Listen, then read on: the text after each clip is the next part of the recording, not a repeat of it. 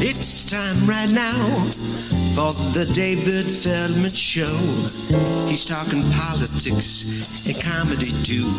He'll tell a dirty joke if you want him to. He's just a lefty from way back. He's a union man with an Emmy for writing. Someday he's mad and he feels like fighting.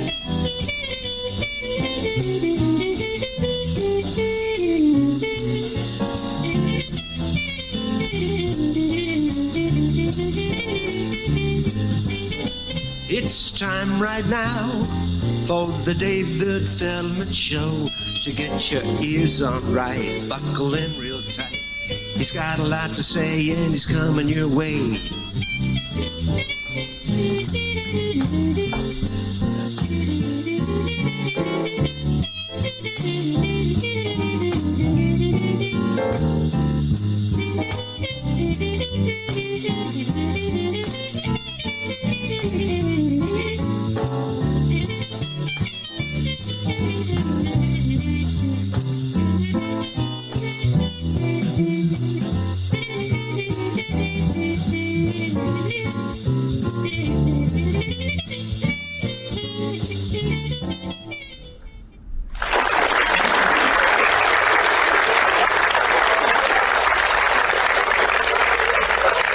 Well, yeah, that's not good.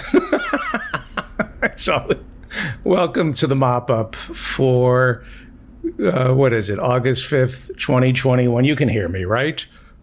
Yes. Yes. Welcome, thank you. Welcome to the mop-up for August 5th, 2021. I'm David Feldman, coming to you from an air shaft overlooking a parking garage somewhere in Manhattan where the temperature is 78 degrees and sunny. Now, that's what my website says. We have a weather app. So if you go to my website, davidfeldmanshow.com, you can always know what the weather is like in Manhattan. But I'm looking, before we started, I looked into the abyss. That's what I call the air shaft. I looked into the abyss, and it looks cloudy. So I apologize for the confusion. For those of you who are desperately trying to figure out what the weather is like where David Feldman lives, I think my website is inaccurate. I'm David Feldman, bringing you first world problems on a third world income. Suck on that, John Ross. A lot of emails. John Ross. A lot of emails trying to clear up the confusion as to what exactly constitutes the first world versus the third world. How about this? Instead of first world or third world, we just have one world government controlled by George Soros, the benefactor of this show. People say to me, how are you able to do I'm kidding, George. I cannot play into those stereotypes. George Soros is not funding this show. Richard Trumka, the leader of the AFL-CIO, died today at the age of 72. Wow, that's really young. Apparently, Trumka fought death about as hard as he fought for the working man. AFL-CIO, they are against the ICE detention facilities, and we will miss Richard Trumka. He was a good man, if not effective. Well, if you repeat a lie long enough people begin to believe it's true. That's what Goebbels taught us. Joseph Goebbels, who think of him as Frank Luntz with his own hair. Frank Luntz is Joseph Goebbels. And, you know, when you look at what the Republican Party is doing when it comes to climate change, Noam Chomsky says that the Republican Party is a bigger threat to the planet than Hitler. So that means Frank Luntz is actually more dangerous than Joseph Goebbels. Frank Luntz, a very sick man. Well, the big lie last summer was that George Floyd that his protests, the protests that came out of his death, that they were somehow violent. Now, this is repeated every day by Republican politicians. It's repeated on Fox News, AM Talk Radio, and all the other propaganda organs of the authoritarian right who want the American people to believe that our country is being turned over to a mob of angry minorities, a mob of angry black men and women who are prepping the race war. I know a couple of rich white people who, for 20 years, have talked about the race war that's coming, because they just figure if they were black, they would do to white people. I mean, they can't imagine why black people aren't just storming Bel Air and Montecito and taking more than just reparations. That's the mind of a right-winger, because that's what they would do. So, of course, when they see black people marching, they see race war. They look at Selma and see race war, because they're projecting their own venality, their own violence onto peaceful protesters, which is what Black Lives Matter is, peaceful protesting. The far right wants you to believe that we are just one riot away from the black people taking over. They want you to fear Willie Horton. Remember Willie Horton?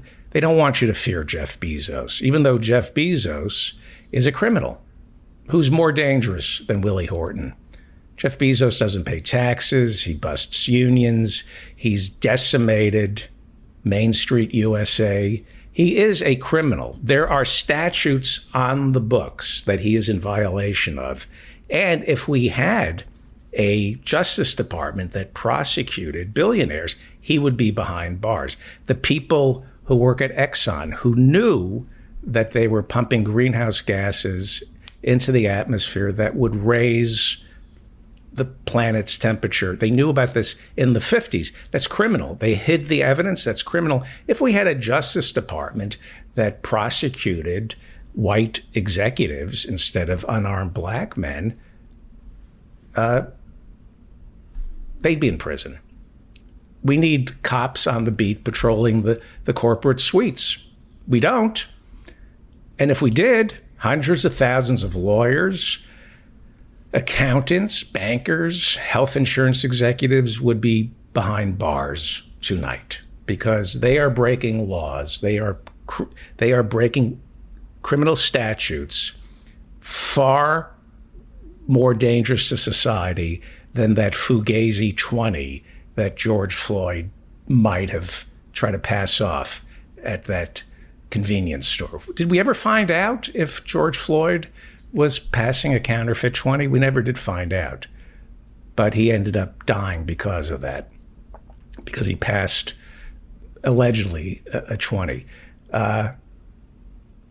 Believe me, the executives who work for the hospitals, the health insurance companies, they are committing crimes far worse. They would be locked up if we had a Justice Department that enforced the laws that are already on the books. We don't need new laws. We just need a president and an attorney general who will enforce the laws that are already on the book.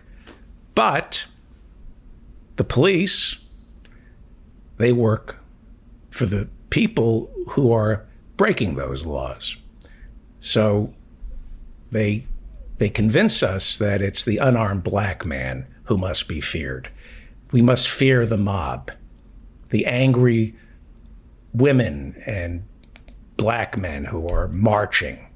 They're the danger. So it suits the right's agenda for us to be convinced that last summer's protests were violent. Now, that is a lie. They were not violent, and I'll get to the evidence in a second. Last summer was peaceful. Unfortunately, this lie about last summer's protests, BLM protesters. Unfortunately, this lie about those protests being violent is also getting spread on this show by my friends on the left. I have had some guests come on this show, good friends, people I respect, who say something along the lines of, yes, January 6th was violent, but no worse than what happened last summer. These are bright people on the left who are saying this, and it's not true. I have friends on the left who think Trump is not a fascist, that the people who stormed the Capitol while menacing and breaking the law, they believe, my friends on the left believe, that they were not part of some overarching conspiracy to destroy democracy. And my friends on the left are just plain wrong. My friends on the left, some of them discount January 6th. They say we're taking our eye off the ball. The real problem is Nancy Pelosi. The real problem is Chuck Schumer and Biden not providing Medicare for all, not providing the type of infrastructure bill, not providing the American people all the goods that are necessary to prevent this country from turning into an authoritarian fascist regime. Now, both things are true. Biden, Pelosi, Schumer, if we end up, and it seems, I think we're heading there if we're not already there, we're not there yet. If we end up losing all our civil liberties and falling under the thumb, the jackboot of a fascist regime propped up by the right-wing authoritarians who not only stormed the Capitol, but were in the Capitol as elected leaders, Paul Gosar, Mo Brooks, Marjorie Taylor Greene, Boebert,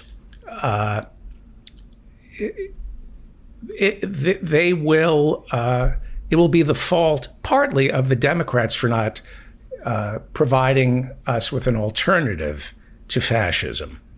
That is true. If the GOP calls our side socialists, which they're going to do, then we should drive into the skid. We should respond. We should say, yeah, we're socialists. So what? And if you're going to call me a socialist, I'd rather be a socialist than what you are, a fascist.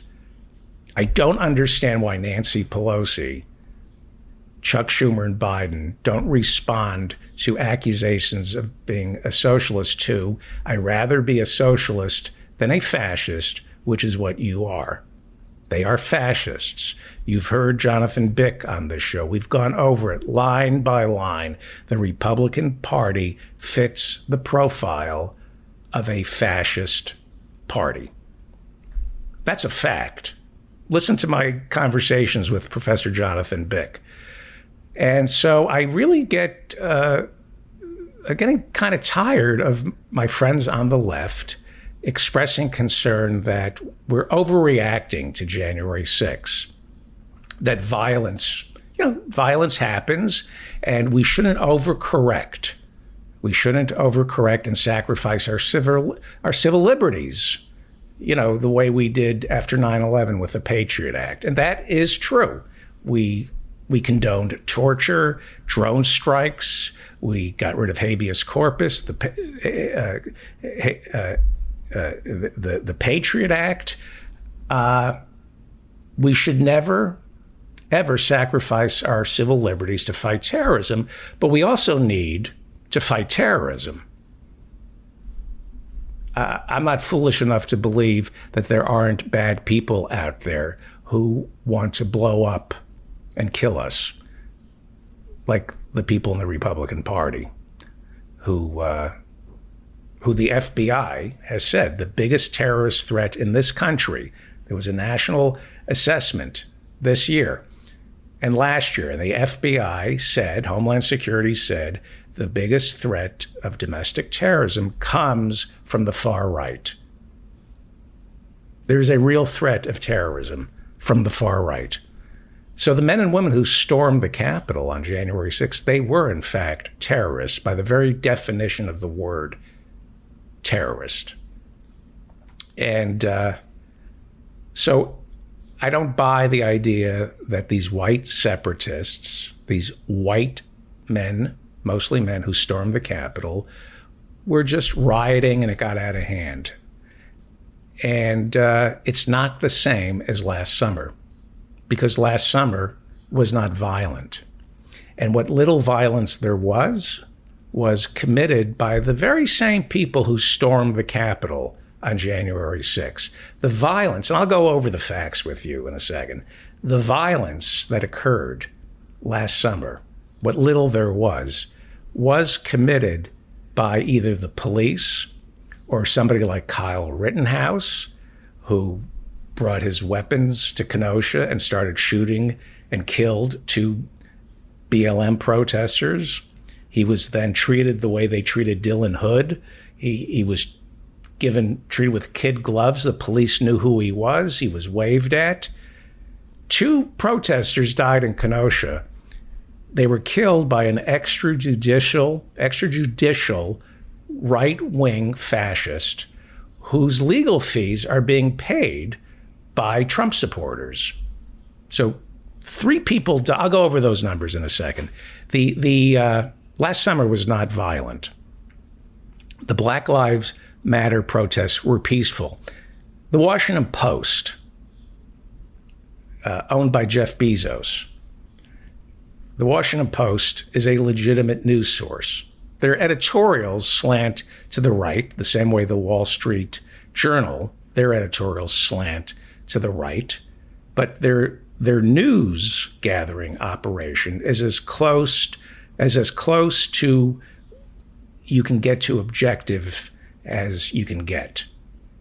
People don't know the difference between an editorial and a news story, so they read an editorial in the Washington Post or the New York Times and they automatically assume, oh, it's a right-wing pro-business newspaper. Well, their editorial policy is right-wing or is centrist, but the reporting is as objective as you can possibly get. But most Americans now are too stupid to know the difference between an editorial and a news story.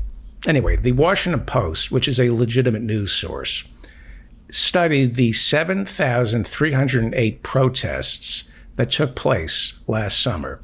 And this is what the Washington Post concluded, and I quote, "The Black Lives Matter uprisings were remarkably nonviolent.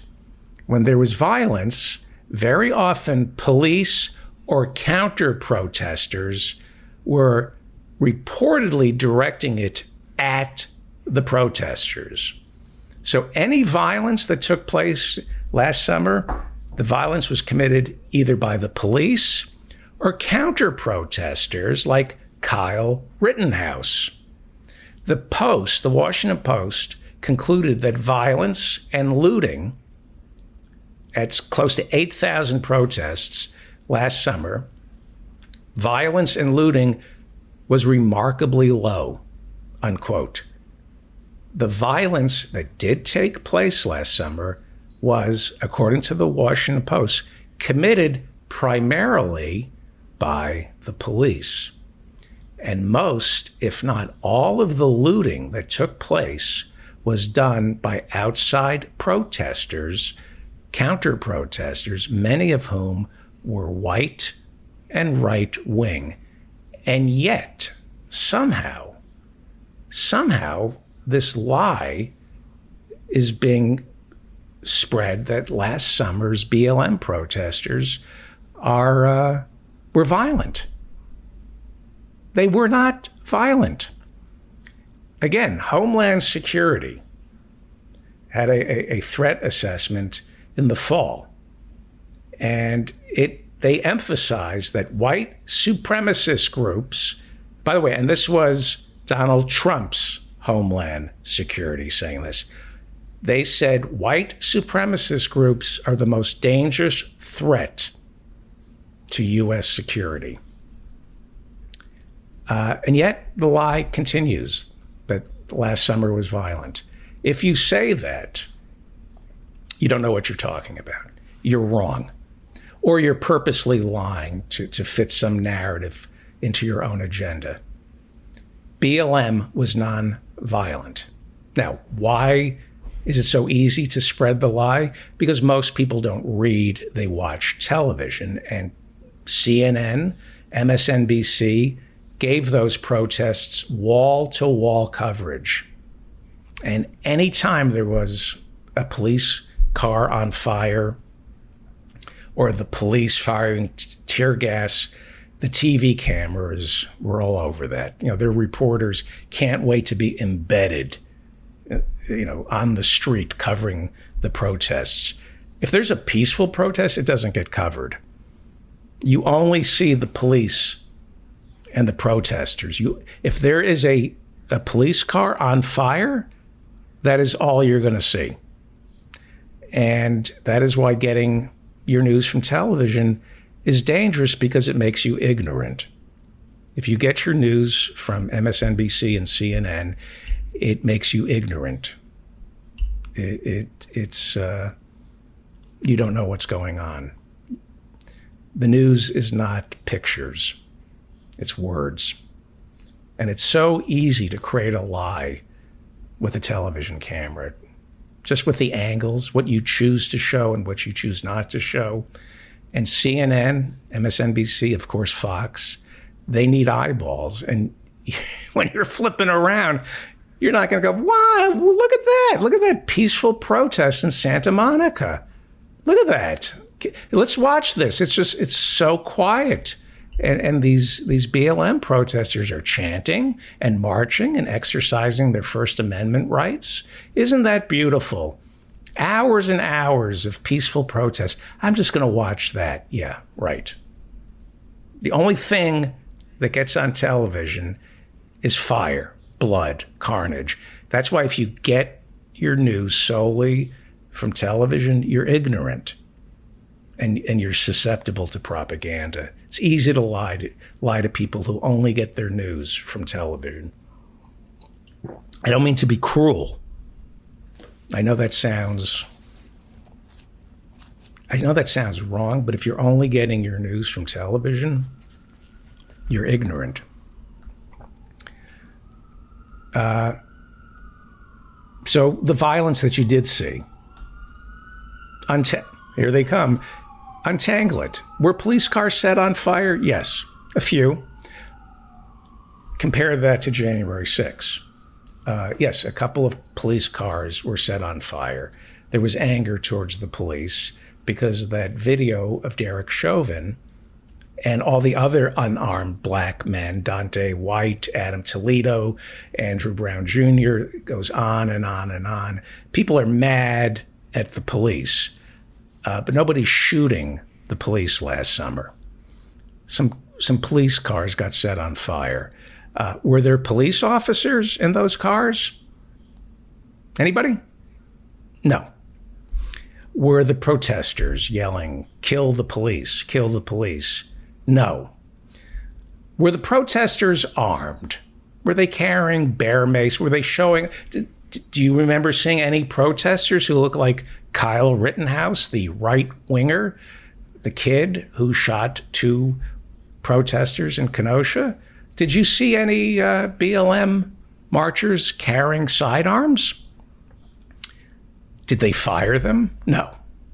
How is that in any way like January 6th? Did Derek Chauvin's police precinct in Minneapolis get burnt to the ground? It sure did. By a white man who many suspect had ties to right-wing groups. BLM did not burn down Derek Chauvin's police precinct, and many people believe they set fire to it to get rid of evidence. But that is conjecture. What we do know is that BLM protesters had nothing to do with that police precinct being burnt to the ground. This was not January 6th. What you saw last summer was about 100 days of protests, peaceful protesters, Americans exercising their First Amendment rights, who had every right to be angry about George Floyd and all the other unarmed black men who are getting gunned down, all the other unarmed black women who are dying in prison cells under questionable circumstances. Those protests were going on while we were being flooded with something like 700 recorded videos of police officers committing acts of physical violence against the protesters.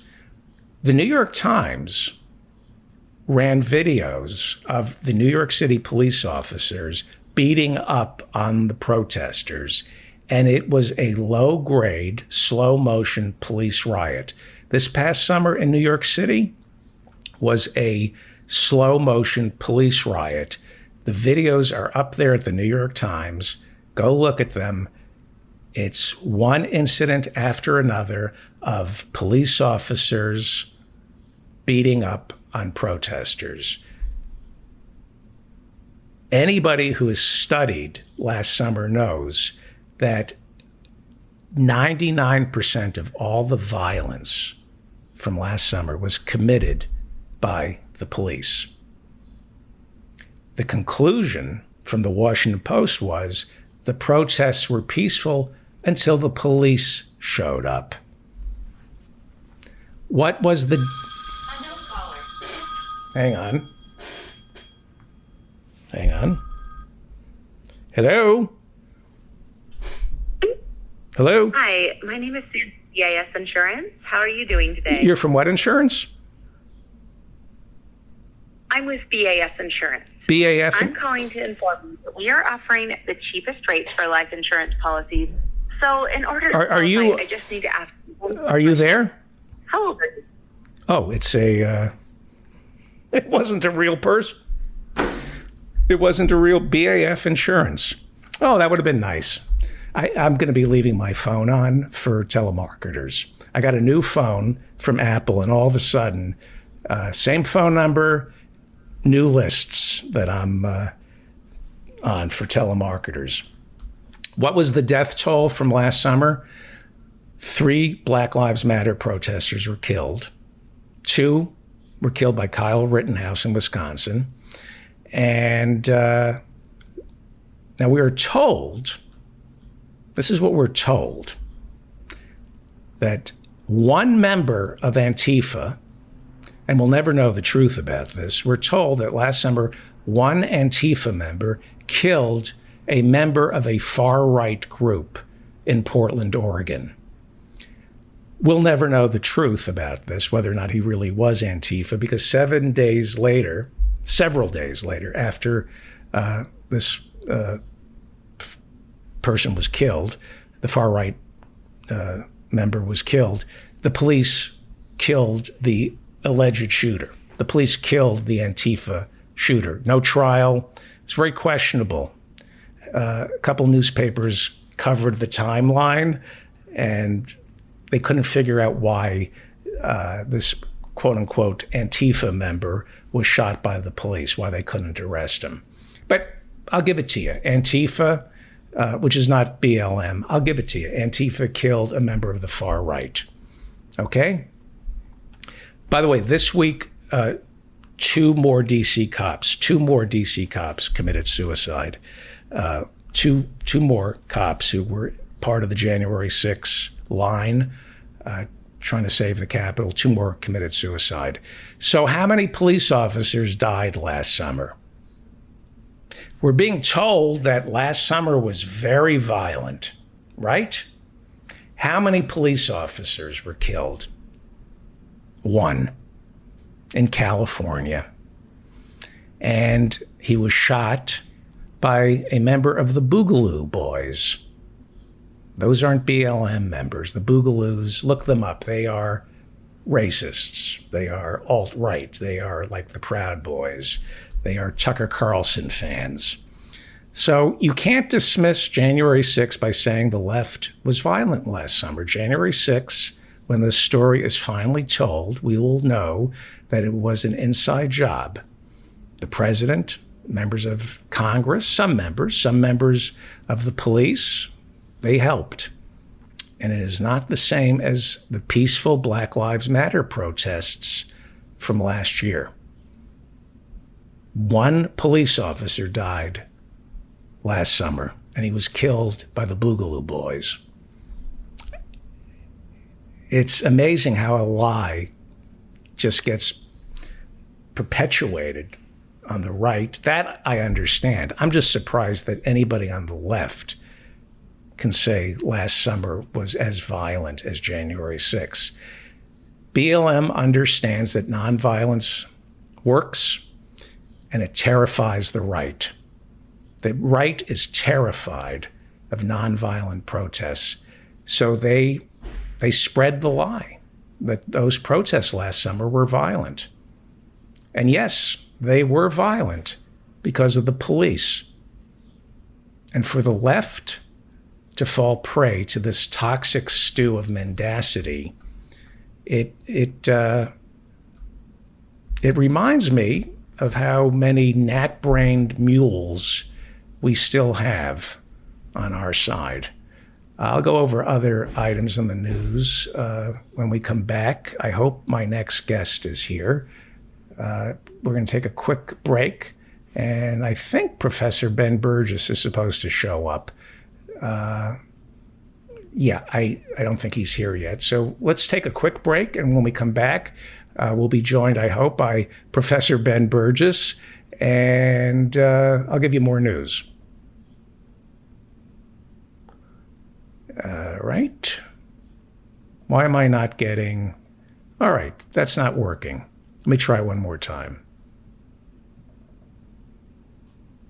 It's time right now for the David Feldman Show. He's talking politics and comedy too. He'll tell a dirty joke if you want him to. He's just a lefty from way back. He's a union man with an Emmy for writing. Someday he's mad and he feels like fighting.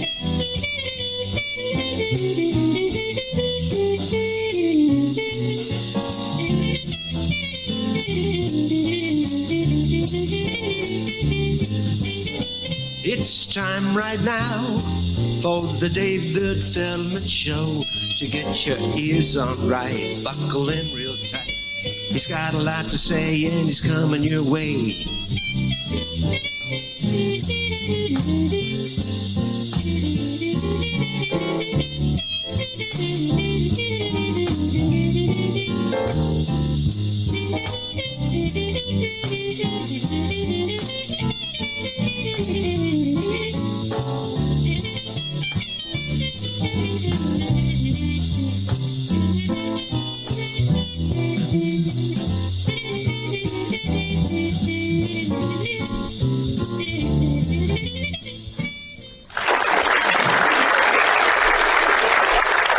There you are, right on time.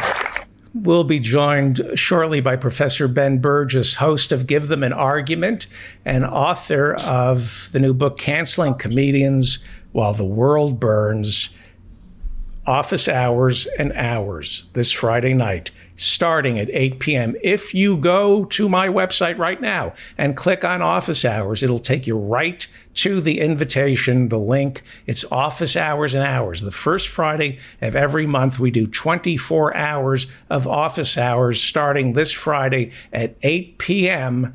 More hours and 50% more office hours and hours. Please welcome a man I love. I love him like a younger brother. Please welcome philosophy professor, host of Give Them an Argument. He has 2 pieces in Jacobin that we're going to talk about. Please welcome Professor Ben Burgess.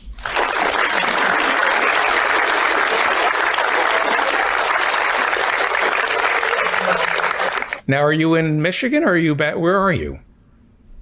Yeah, I am in Michigan. Give me 1 second. Okay. Ben, you didn't change the fish tank, Ben. I'm so sick of it. How many goddamn times do I have to tell you to change the fish tank? Your goddamn fish. I didn't want the fish. You wanted the Beta Splendens because you like to watch Beta Splendens eat each other, Ben. Change the fucking... Okay. Has it been taken care of? Man, it is eerie how you recorded that and then just replayed it like as was. Can you turn your volume up a little? Yeah, let me see. Nobody would dare talk to you that way, right? Nobody would nag you. Never. I have a theory about nagging. Would you like to hear it while you turn your volume up? Sure. I have a theory. Well, it's okay. The Lugnuts. How were the Lugnuts last week? You went to go see the Lugnuts play. One of my favorite bands from the 70s also turns out to be a minor league baseball team. There must be a team. There must be a band called the Lugnuts, right? Probably. How'd they do? Yeah. No, I mean they won. But it's not. I mean, I won't claim to be that emotionally invested in it. You know, they're playing. They're obviously playing another minor league team you've never heard of, but whatever. It was fun. You know, after the last year, just being able to be outside, sitting in the stands, watching a game was fun in itself. Hang on for 1 second. We have a far left person, a woman, in the chat room who just wrote D's Lugnuts. What is what? Okay, I want to talk about your two pieces in Jacobin, but I want to ask you about D's Nuts. Yes. When my son turned 10, his friends would keep going, D's Nuts, D's Nuts. And then my daughter, D's Nuts. And then on office hours, there's this whole meme of these nuts, D's Nuts. And now you have people my age and older making D's Nuts. I mean, people with doctorates making D's Nuts jokes. What is D's Nuts? Well, it sounds like you know more about it than I do, but you're younger. You're much younger than I am, and I know when you were an adolescent, we didn't have D's Nuts when I was a kid. What does D's Nuts mean? I mean, again, you seem like you're extensively familiar with the concept. I mean, you could probably explain it to me, but I don't know. I don't think I have anything on that topic. Okay, can I ask you one question, and then we'll start? Go for it. I was reading a study from was it Bleckley Circle? Who cracked the code? Anyway, this is something that they use to crack. I want you to spell IHOP and then say Ness, please. And the Bletchley Circle, I believe, this was a test they used. Spell IHOP and then say Ness. IHOP Ness.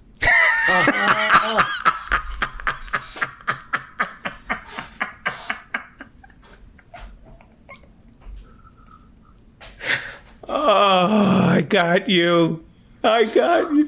It's okay. Were you able to? Now we're going to have Zizek on the show, I think. Yeah. Can I do that to him? You should, honestly. I think, Zizek, he enjoys sophisticated humor like that. Well, I can show you some YouTube videos of him telling jokes. You might be surprised. All right. Last thought, and then we'll talk about your Jacobin pieces. Conan, the last show that he did, he said, one thing I know is true. Comedy comes from really smart people acting stupid. I think I didn't quite get it right. But he said, I don't know much, but I do know that great comedy comes from really intelligent people behaving like idiots. And I remember my son once came to a writing room I was working in, and he was like 10, and he spent the day watching us, and he said, he was 10 years old. He said, I get it. You read all day, and then you act stupid. Like you read, and then you act like you missed the entire point of everything that you read. That's what he said when he was 10 years old. Anyway, okay. What were your two Jacobin pieces? Let's talk about that. And by the way, we're going to argue later. I say Nina Turner won. That's fine. Yeah, that's fun. Yeah, look. So the two pieces, the one of the two that's a little bit more timely is about the infrastructure bill. So it is unsubtly entitled "Bipartisanship is Garbage," and then the one that's a little bit more evergreen is called "Ban Private Beaches," which is self-explanatory. Right. Bipartisanship accomplished nothing, right? No civil rights movements were ever passed. They say the Civil Rights Acts of 64 and 65 passed through bipartisanship, but the 13th Amendment, the 14th Amendment were not bipartisan. It really was split down partisan lines, right? Yeah, and I think that's right. And the Civil Rights Act, I think that's really because, I think the reason that was as bipartisan as it was is because that was kind of in the middle of, or even leading to some of the partisan realignment that happened since then, right? So, I think that you had, Republicans who voted for it, who would have been Democrats, 5 or 10 years later, and vice versa for some Democrats who voted against it, although some did stay in the party. But I think that the big point about this, and if you look at the difference between the original bill and the bipartisan compromise bill for infrastructure, it's really bad. It's there are hundreds of billions of dollars of spending for housing, for schools, for home care, for what little was being done for the climate and all of this that are gone in the bipartisan version. And by the way, I just want to say I'm not addressing in this piece, and I'm not really that interested in the question of whether the reason that they didn't, that they did it this way instead of just passing the whole thing through reconciliation was because, Joe Manchin or whoever made them, or whether it was, at least in part, because of Joe Biden's frequently expressed enthusiasm for renewed bipartisan cooperation. He was certainly doing a victory lap about the bipartisanship, whether it was his idea or not. But the effect of all of this is theoretically really devastating. And I know the party line is, but that's okay. You can have all that back in the reconciliation bill, the separate bill, that deals with all the human infrastructure stuff. And maybe, right? And it's possible there have been developments, today, that I haven't seen yet. But I would just say this about that, one, I'm aware of all the people who say right now that they won't support the bipartisan bill if the reconciliation bill isn't always passed.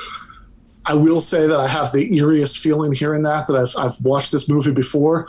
I get flashbacks to the long lead up to Obamacare being passed, and the public option. Democrats saying they wouldn't vote for it if it didn't include the public option. Right. Et cetera, right? So maybe it'll happen, right? But right now I feel a little bit like Charlie Brown racing at the football. And then and also I would say that if the reconciliation bill doesn't happen first, then hey, it only takes one or two Democrats changing their mind for it not to happen. And it seems like that's made much politically easier but we just passed this massive infrastructure bill, so it's not so bad, right? That I stopped you, I, Joe Manchin, I, Kirsten Sinema, whoever, stopped you from having the reconciliation bill. But then, the bigger question I'm interested in there is, why is it that, certainly, again, whether it was Manchin or whoever forced him to, or he wanted it to, Biden was certainly at least doing a victory lap about the bipartisanship and look at how he can get things done and make things bipartisan. And the question is, why is that a good thing? because it seems to me that if you think back to a lot of the worst things that have happened in the last 20 years, the war in Iraq was pretty bipartisan. Hillary Clinton and Joe Biden and Chuck Schumer and Harry Reid and a lot of other people voted for that. The Patriot Act was so bipartisan that only one senator voted against it, Russ Feingold from Wisconsin. The beginning of the Forever War, we're still fighting in Afghanistan, was even more bipartisan than that. There were no senators who voted against it.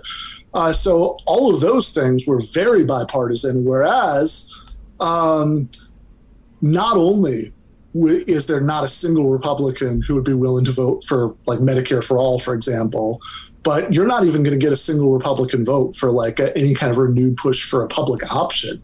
Right. You're not going to get a single Republican vote for a $15 minimum wage, which you didn't have when it looked like that vote was going to happen in the first place.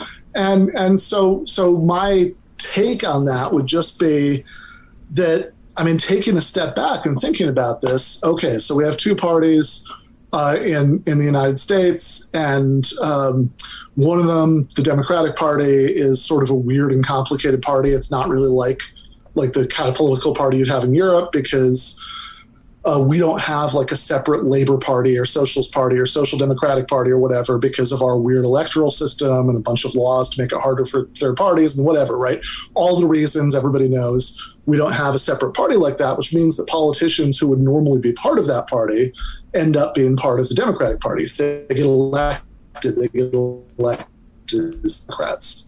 And then even outside of that sort of Bernie-crat wing, the Democratic Party is where the labor unions are, and so they can exert a little bit of influence, not very much in practice, but a little bit. Now, all that said, the Democratic establishment is obviously firmly in the pockets of the owning class. We all know this. But then the Republican Party is even more firmly in the pockets of the owning class, because there is no Bernie wing of the Republican Party. There is no equivalent of the labor unions as a countervailing social force in the Republican Party. So what this means when you put it together is, anything that can get widespread bipartisan support is probably awful, right? Like either it's just something that's completely uncontroversial, right? Or it's very bad. Well, is it awful or not enough? Well, so what's in it? In the infrastructure case, it's not enough. I think a lot of that falls to the uncontroversial part, because the stuff that's still in the infrastructure bill is stuff that certainly doesn't threaten any corporate interest, right? Look, it's good to build highways. Water, they're going to get the lead out, right? Yeah, this is. So there is some good stuff in it. There are good things in it, but those. Is there anything horrible in it? Like you can't use. Again, not saying it is horrible. What I am saying is that I think that anything that's going to get widespread bipartisan cooperation is going to be either stuff that's like it doesn't necessarily it doesn't really threaten the interests of or even adversely affects the interests of the 1%. They're going to be fine with it. They would also be fine with letting the lead stay in the water, but if they can make some money, But there's nothing in there that says there's nothing contracts to get it out. They're happy to do that. There's nothing in it that says if you're a contractor who has ever built a Planned Parenthood center, then you can't get a federal contract, right? There's nothing. Sure, again, but I'm not making the claim that there's anything in it. So it's just not enough.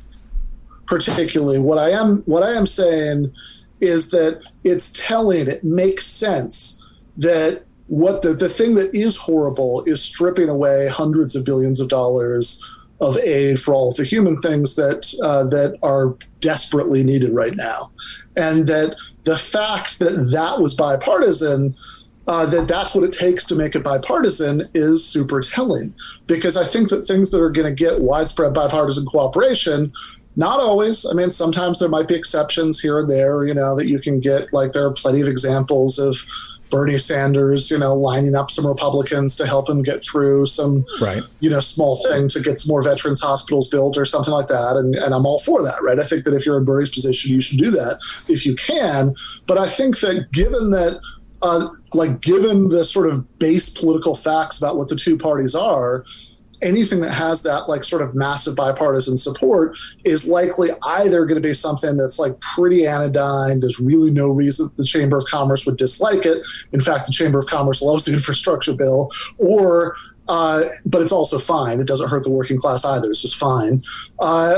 Or it's going to be something that's massively screwing us up, like starting the war in Afghanistan or the Patriot Act. Okay, so let me ask you a question. The point is just like, I think that the default reaction to hearing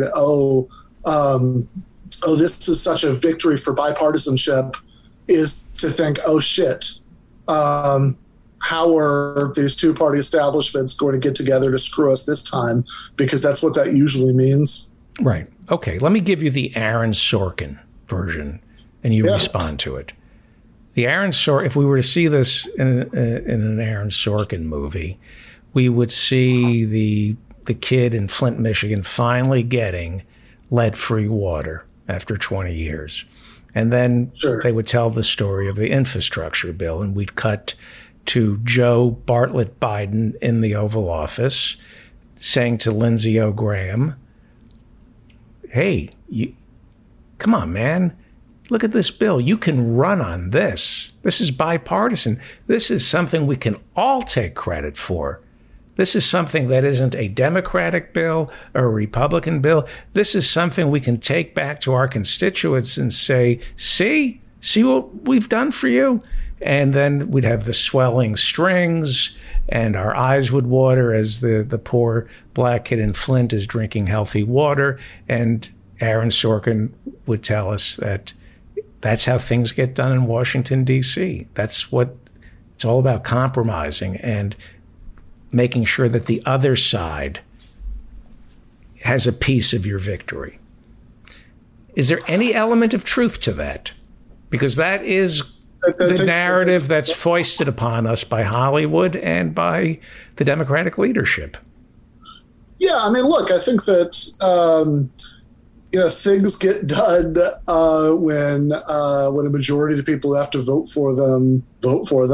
I think that very oftentimes, with regards to the most important things that can get done, like if we went back to the 1930s, for example, I think that things get done when there's massive destabilizing pressure from outside the system. No, you said you're not an accelerationist.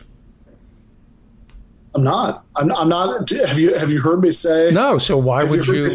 I'm not picking a fight with you, but things don't get done when there's massive instability. Things do get done, but the right wins. What kind of instability are we talking about here? In other words, because what I said wasn't instability. What I said was destabilizing pressure, but instability by itself doesn't necessarily amount to pressure in the right direction. But if it's being destabilized by, for example, the CIO in the 30s doing massive sit-down strikes to build up, like these huge industrial unions, then that seems like useful. By the way, I should mention Richard Trumka passed away.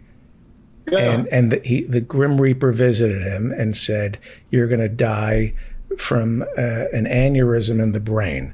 And Richard Trumka said, "No, make it a heart attack." And that's, to me, is what our labor movement is all about. He was able to negotiate with the Grim Reaper and have it be you're not laughing. I was smiling. I was laughing. But, we have limited time. No. I mean, just to be clear on the distinction though here, right? Accelerationism would be like, hey, let's help make things worse because then people will get so pissed off that they'll be better, right? Not saying that. What I am saying is I think that things are often much more likely to get done, the most important things, if you have some sort of pressure from outside of the system, from the some equivalent. You mentioned the Civil Rights Act being passed, and of course it's true, right, that it wouldn't have gotten passed, I'm sure, without the sort of political skills and lobbying and everything of LBJ at the point where he decided this was something he had to do. But also, LBJ wouldn't have done that if not for the civil rights movement having, these huge marches in Selma where, kids were being fire hosed, and it was a massive international embarrassment, in the Cold War. I mean, he'd been a segregationist for a long time before that. So the point is that the idea, that things getting done is primarily a matter of everybody, sitting in the room in the West Wing saying, well, President Bartlett says something inspiring and it makes the Republicans feel ashamed, and then they make a compromise. I think is off. I think that the most important social reforms happen because, sure, of legislative victories, but also grassroots pressure that helps lead to them. And in this, and very often, it is going to be something that is not going to get, especially in a counter-majoritarian institution like the Senate, is not going to get, some massive, majority in favor of it, right. Which is why, yes, it is great to get the lead out. That's good. But it is also the case that anything that would have done anything for the looming climate catastrophe was gutted from this bill. Yes. Anything that would have done anything, for housing, was gutted from this bill, and the fact that was gutted make it bipartisan, even though at least if all the Democrats could have gotten on board with this, then it could have been passed. The whole thing could have been passed with zero Republican votes. I think, but nevertheless, making it bipartisan was treated as if it was something that we should applaud. Right. Hang on. I'm trying to push back against very quickly because we're out of time. I wish I had more time with you. I do. I love Nina Turner. Now, Eric Adams is going to be the new mayor of New York City. Not a lefty. Nina Turner lost to Ms. Brown. Nina Turner, a lefty, was expected to win Ohio 11, and it was a pretty wide margin, 5,000 votes or 7,000 votes. It was pretty big what I last saw. Cori Bush did something big. She slept on the steps of the Capitol and scared Nancy Pelosi into getting Joe Biden to renew the CDC eviction moratorium, despite it not holding up in court. But Nina Turner, the Democratic, the Congressional Black Caucus, Clyburn, the Clinton wing. What happened? Why did Nina Turner? Why in a what is that, like a plus 15 district? That is as blue can get. Who do you blame for that? The left or the Clinton machine? Well, this might be a. I have mixed feelings about introducing this in the last minute or so that we have, but I've got to say Turner was winning until in the polls until a giant spending surge in the last stage of the campaign. There's some evidence that the spending surge and the specific issue that it was sort of Israel and fracking. It was a Jewish woman who has a fortune from fracking. I mean, by far the. But there was progressive, but there was a lot of, when you add up the money. Nina Turner had a lot of money. Nina Turner had a lot of money, but there was also, but the two things that are relevant here are one, that that there was a lot of money that went to Chantal Brown at the last minute, and two, that Democratic Majority for Israel PAC, that is the largest single chunk of interest group money by far, right? Need to add a lot of money from small donations, but that is the largest interest group contribution by far. And I think there's some evidence that a lot of people who don't normally vote in Democratic primaries, would normally vote in the Republican primary, didn't bother to because they figured it doesn't really matter. It's a deep blue district. And there was, they keep saying Nina Turner is super anti-Israel, so let's go vote at least to defeat her, and that was a big factor. And I've got to say, it is kind of funny to me that like a lot of mainstream Democrats spent the last 5 years, a lot of that time fretting about people interfering in elections on behalf of foreign governments. And I keep thinking, well, what if we had a Republican majority for Russia PAC that's spent lavishly in Republican primaries to make sure that the most Trumpy, or the most Russia-friendly candidate won, that openly said that was what it was doing. But it was an American citizen. It was an American citizen who was. So you think that if the Republican majority for Russia PAC existed, that openly doing this on behalf of the Russian government, as long as they were all American citizens, you think MSNBC would have no problem with this? That Rachel Maddow would have no issue? Well, what I think is we got to do better than blaming the heir to a fracking fortune for Nina Turner's loss. We got to do better than pointing. It sounds as bad as the Hillary supporters blaming Putin for her loss. You knew that this was going to happen in Ohio 11. You knew that at the last minute that kind of money was going to come in. That should have been. So it says to me, Jamie Harrison, the African-American who ran against Lindsey O. Graham, had twice as much money as Lindsey O. Graham. But Jamie Harrison still lost. He spent way more money than Lindsey O. Graham. But that statistically that's not at all the norm, right? It's how you spend your money. The Democrats. Okay, but but in the vast majority of cases, right, the candidate with more money wins. Now, not always. No. They've done a study. Hang on for 1 second. We have to wrap it. The Democrats don't know how to spend money. They waste it on television when they should be texting voters. There's money and there's money, and Ms. Brown's campaign does not know how to spend money. That goes to consultants. It doesn't go towards getting votes. That's consultant money.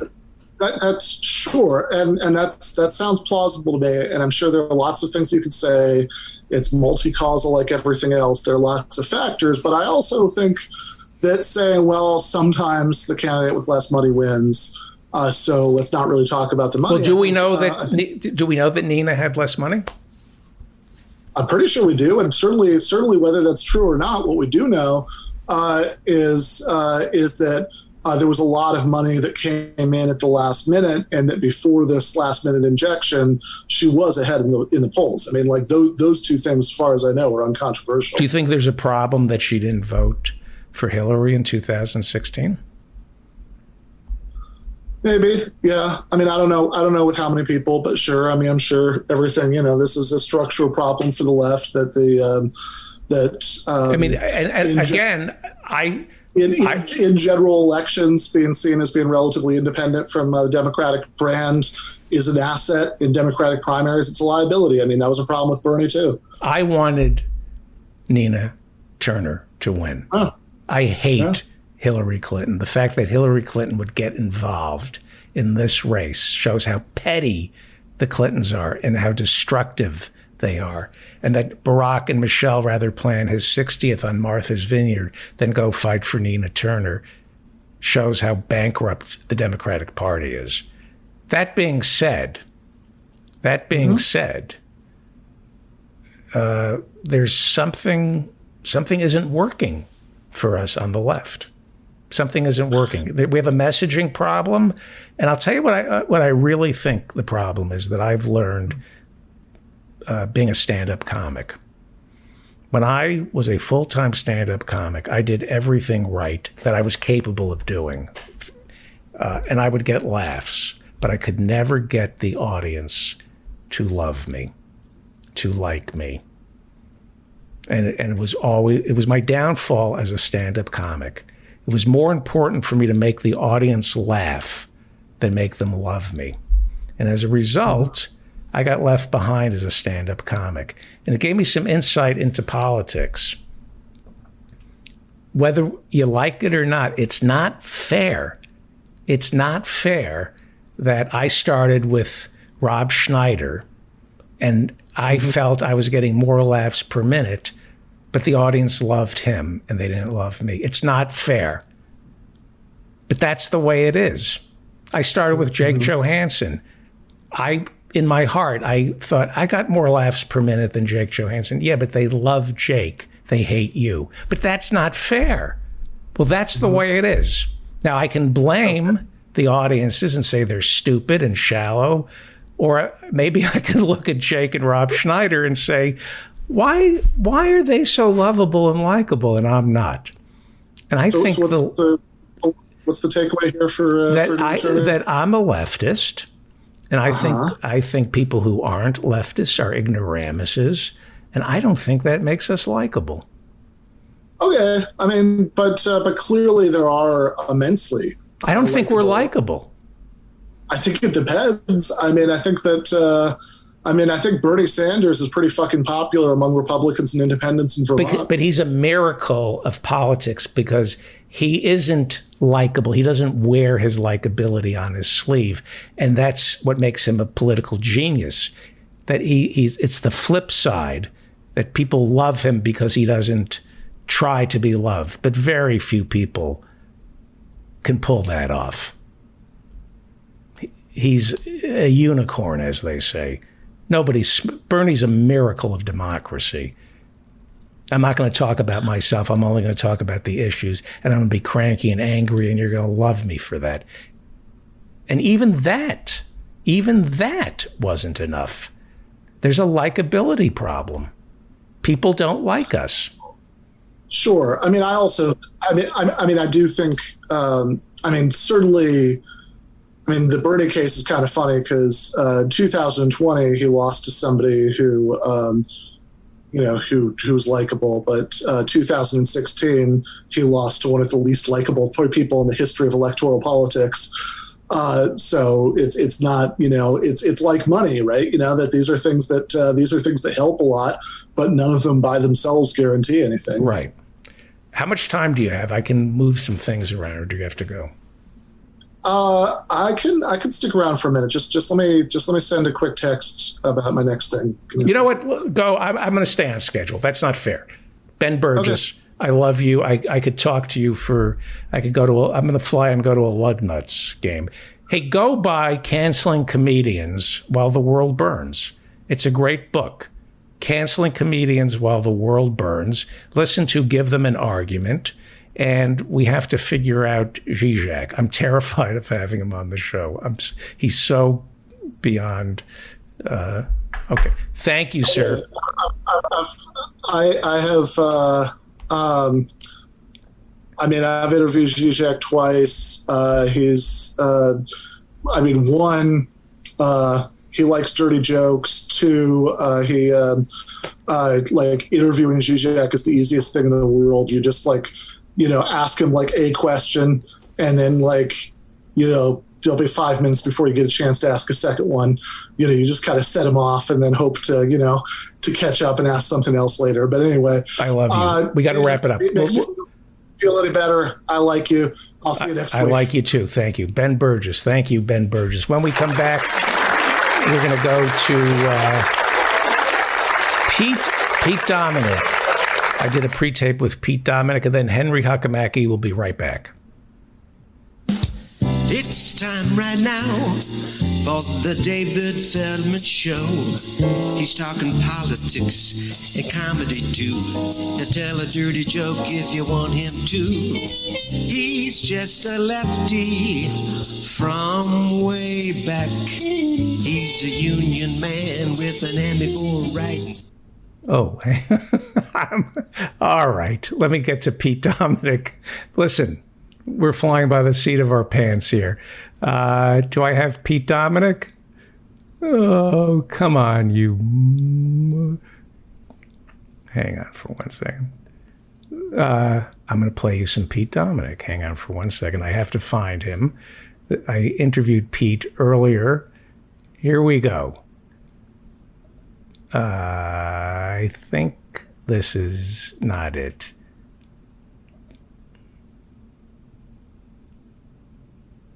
Okay. All right. All right. All right.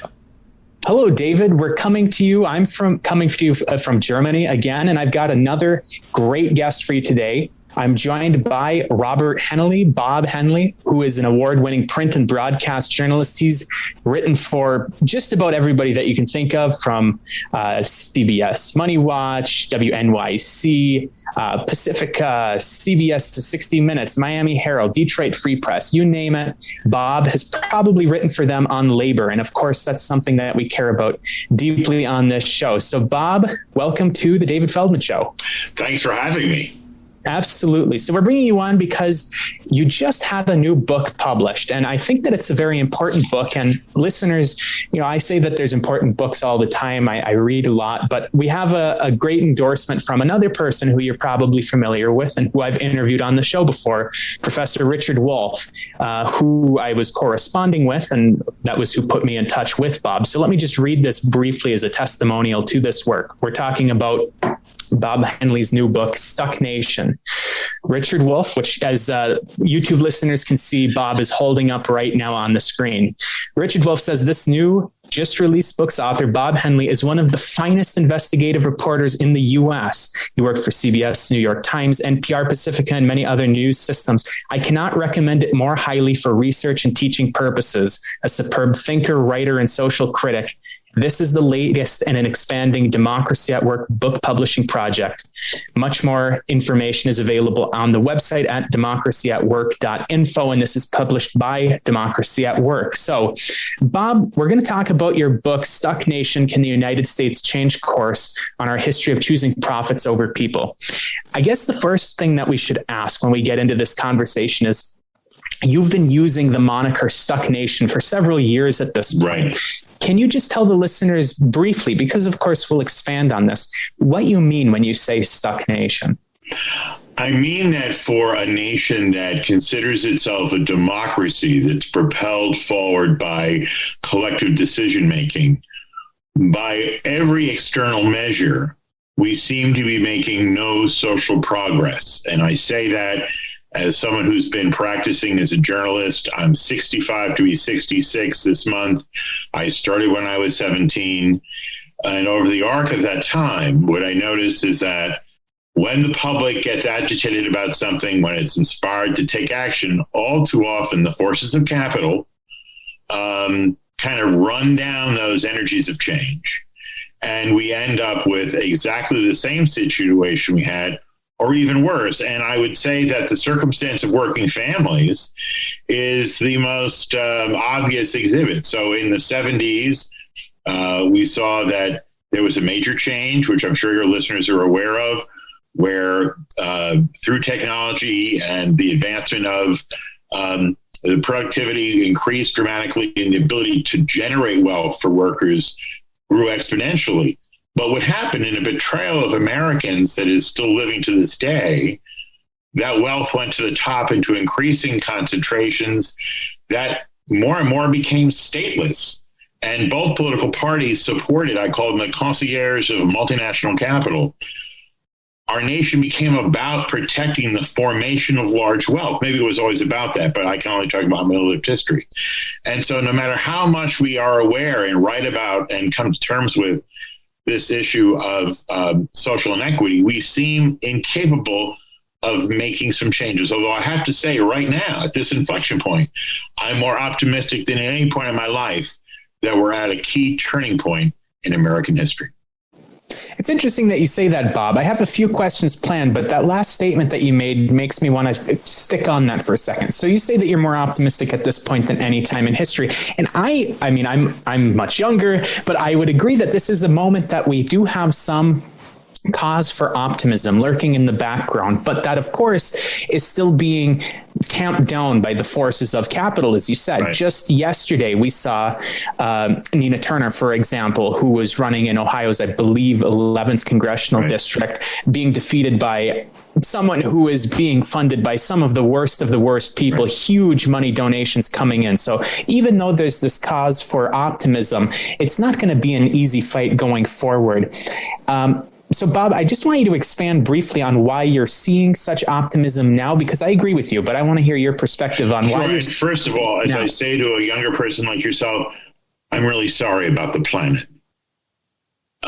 So I would guess that what it is that we, coming out of this pandemic, which in many ways is a nadir of my lived experience, because we're seeing a mass death event on a scale we have not seen, where over 600,000 Americans, many tens of thousands of essential workers who ended up giving their lives and in some cases even undermining their family's health by going out to work in an environment that where the coronavirus got a foothold.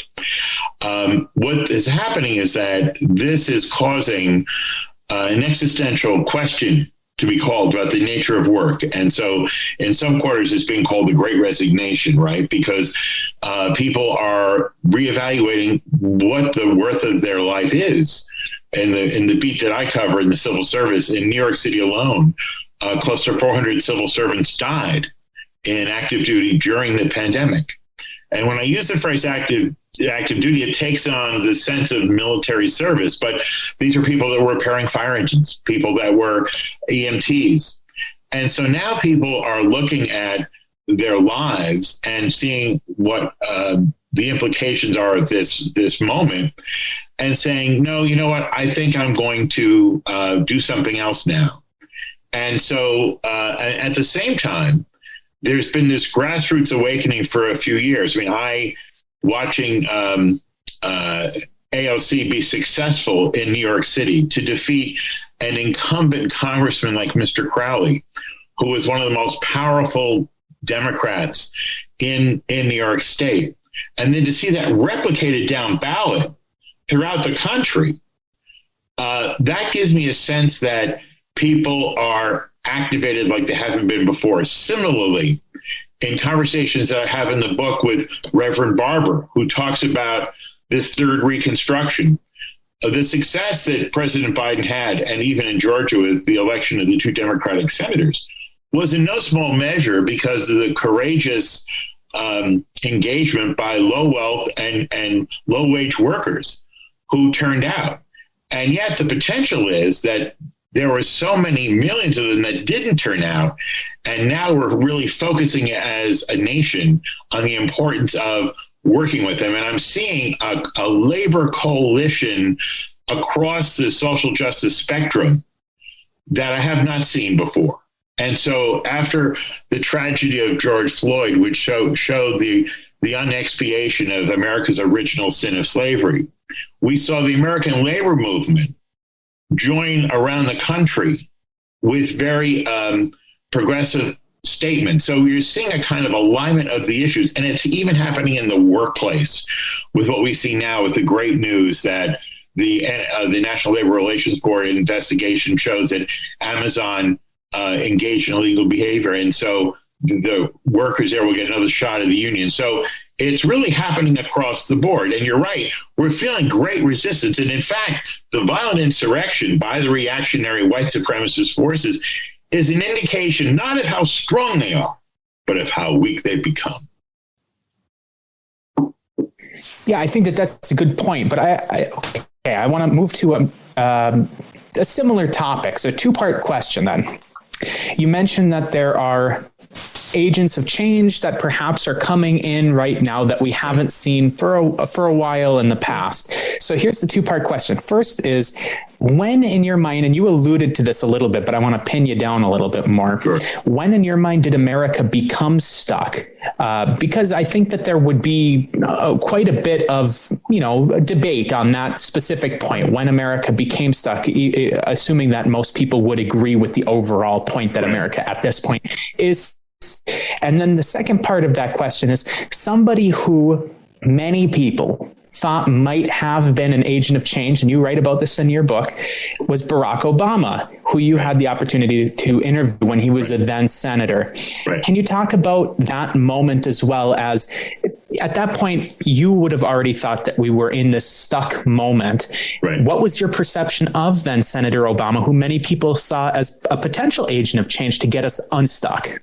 So I'll deal with that second part first, because just to set the scene a bit, in 2008, I was one of the senior political reporters at WNYC, which is the NPR station in New York City. Then Senator Obama was going up against then Senator Hillary Clinton, certainly a favorite daughter in the primary contest. New York State was really energized by this contest, setting all kinds of records for voter engagement and registration. It was in Senator Obama's interest to give an interview to the local public radio station. I had an opportunity to freely associate with him. We got stuck in traffic. Wonderful. So what was supposed to be 5 minutes became 15. At first blush, I'd been covering the campaign. I'd covered Senator McCain. I had seen a kind of deterioration. I did enjoy McCain's candor on the campaign trail, but he had deteriorated. He was not in the same circumstance that he had been over the years.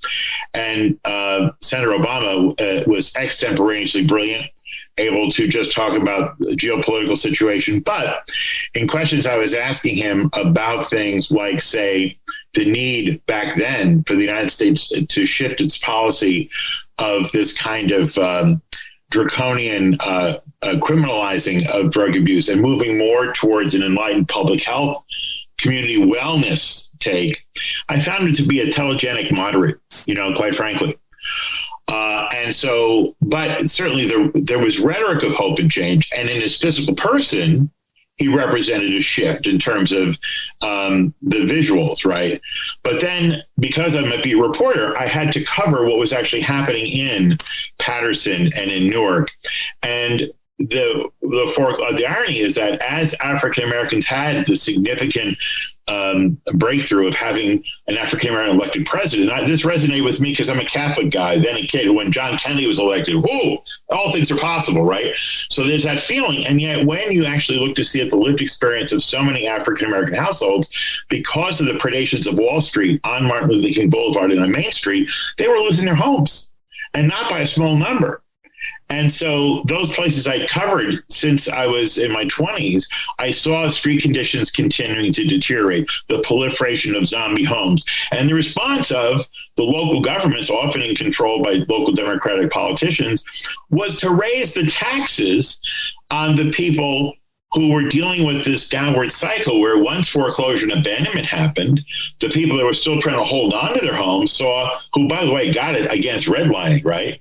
So you saw a kind of concentration of the original sin building and tearing down these neighborhoods. And at the same time, within a matter of, I'd say, by scroll forward to Zuccotti Park and to Occupy Wall Street, some of the same young people who were so enthusiastic, were even active in President Obama's election, would then put everything at risk, disrupt their lives to push back on Wall Street, because they saw that we had rewarded them for doing what we asked them to do, which was to go to college, by saddling them and yoking them with huge amounts of debt. And they were living in their parents' basement, being denied the agency that they should be entitled to. So that's really what put a fine point on stagnation for me, was watching the arc of these young people so energized by what could have been a transformational election. And then moreover, the thing that was so problematic was that at the same time, there was this physical change in terms of imagery of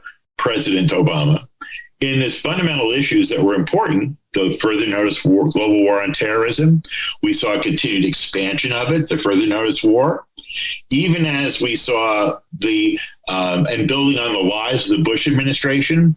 And we were disconnected from the fact that we were setting off this huge refugee crisis on a scale not seen since the Second World War, and then not being connected to the fact that our economy was stuck because the recession wasn't adding the kind of growth historically periods of expansion were supposed to, because we were squandering hundreds of billions of dollars on this war that had no end with borrowed money. That would be a stagnation.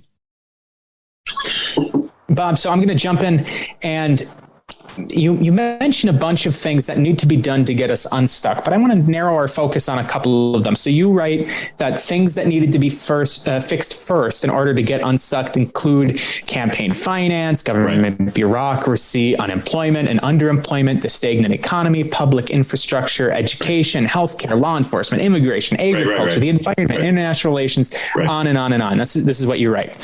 But there's a few things that I want to narrow our focus on because they've been things that have been mentioned on this show before. The first is media perception. I think that one thing that really is keeping us as a stuck nation is the way that the mainstream media particularly, but even some public media, is portraying our recovery from the Great Recession. For example, we've been pitched this idea that people are living in luxury now, that the recovery is well underway. It's complete. We're better than we were back in 2007. And you point out you've been following how things have been going in New Jersey, for example, talking to average people in New Jersey. And as you can see, both on those anecdotal experiences as well as the statistics, that is not really what's happening, but that's what we're being pitched in the media. So I'm wondering if you can talk about how that media perception is keeping us as a stuck nation. And also, if you want to weave in, talk about the public airwaves a bit, because that is something that we've talked about on this show before. So I would look at news reporting as fundamental function is situational awareness, right? To put it in terms of that's its value, its strategic value. We listen to the news or weather because we want to know how to be guided by what is anticipated. And so that could be anything from now these days, the rate of transmission of the COVID virus to whatever a weather front is coming by. And similarly, social conditions are based on how that on information that's reported back to us. Well, consider that when I first started 17 years old for the Ramsey-Mara Reporter, a local newspaper covering land use and the police blotter, in addition to the 17-year-old form of myself, there were other adults. There were people who were older than myself who were in the world who actually were reporters. And there were 3 or 4 reporters at every public meeting whose job it was to hold accountable the local authorities in terms of land use and talk about police accountability, would go to the police stations proactively and ask to see the police logs. Now, we didn't get the information. So often they'd say no major activity reported. And the more enterprising one of us would put a police radio in our car. But the reality is that it wasn't left to, like we saw with George Floyd, the courageous young woman who was a civilian who videotaped that horrible event. And so over time, corporations have gobbled up more and more local newspapers. And so the model, like Gannett, 1 in 5 American newspapers is now owned by Gannett, fire the local reporting staff, replace it with a handful of individuals. And instead of covering 1 or 2 towns, you now cover a county. Then increasingly what you do is you take news from utilities and local governments, strip off the fact that it came from an official source, and aggregate it as news you can use. That is what's been happening in America. An example would be a news director I'm close to, WBGO, a great public radio jazz station in Newark. He worked for a general interest radio station, family-owned at one point, that covered the Jersey Shore. And he built it up to the point that there was several reporters going out and covering radio news, gave the newspapers a run for their money. And yet it was bought by a huge chain, the radio station was. And he heard from some listeners that a terrible storm came through, like a near twister. And the local people were unaware of it because the national chain, which I'll remain unmentioned, was broadcasting the weather from Southern California. That's what's been happening. So and that to some degree, that disconnect between what we filled it with is what I would call this analytical based bias confirmation stuff out of Facebook. And then combines like Fox are not about informing or challenging. They're about reaffirming and generating activity. They don't grade what quality is. They're just looking for the numbers. And so what they do is they pre-select for you what you're going to see based on your existing bias. Doesn't sound like the basis for education, but for propaganda. And this manifests itself on the right and on the left. And so what's important is to have a context like this, where we are independently coming up with information. That's why it's important. There's a union movement growing in the newspaper business, where, for instance, often local communities could lose access to their own lived history that's been recorded in the newspaper. Writers are finding out that if they don't have a union, they can lose access to the archives that reflects the work they've done for a community. And once you blank out the archives of the community, well, that's one way of really enforcing authoritarian control. You own people's future if you can erase their past. Yeah, Bob, let me just say that the model for most corporate media is not education, it's indoctrination. Right. And Fox News being a prime example of that, but it is by no means exclusive to Fox News. Right. I'm just wondering if, very briefly, because I have a couple more things I want to cover in the last 10 minutes that we have, if you could talk about the corporatization of the public airwaves and public radio, for example. Sure. I mean, that's one of the things that... And the National Public Radio model, I've done a lot of work, both for NPR, WNYC, and been featured on all those different formats. It's one of the places where you will still find reporting on poverty, immigration. That said, one of the problems is that in the case of WNYC, historically, it was a municipally owned broadcaster. Over time, with scarcity, with that Margaret Thatcher mindset of privatization, there was pressure to move the municipal broadcast entity into a nonprofit model. And while listeners are important, increasingly what's happened is, and this is true of the public radio, public broadcasting model in general, that corporations and nonprofit corporations can also be have the predilection of paying huge salaries.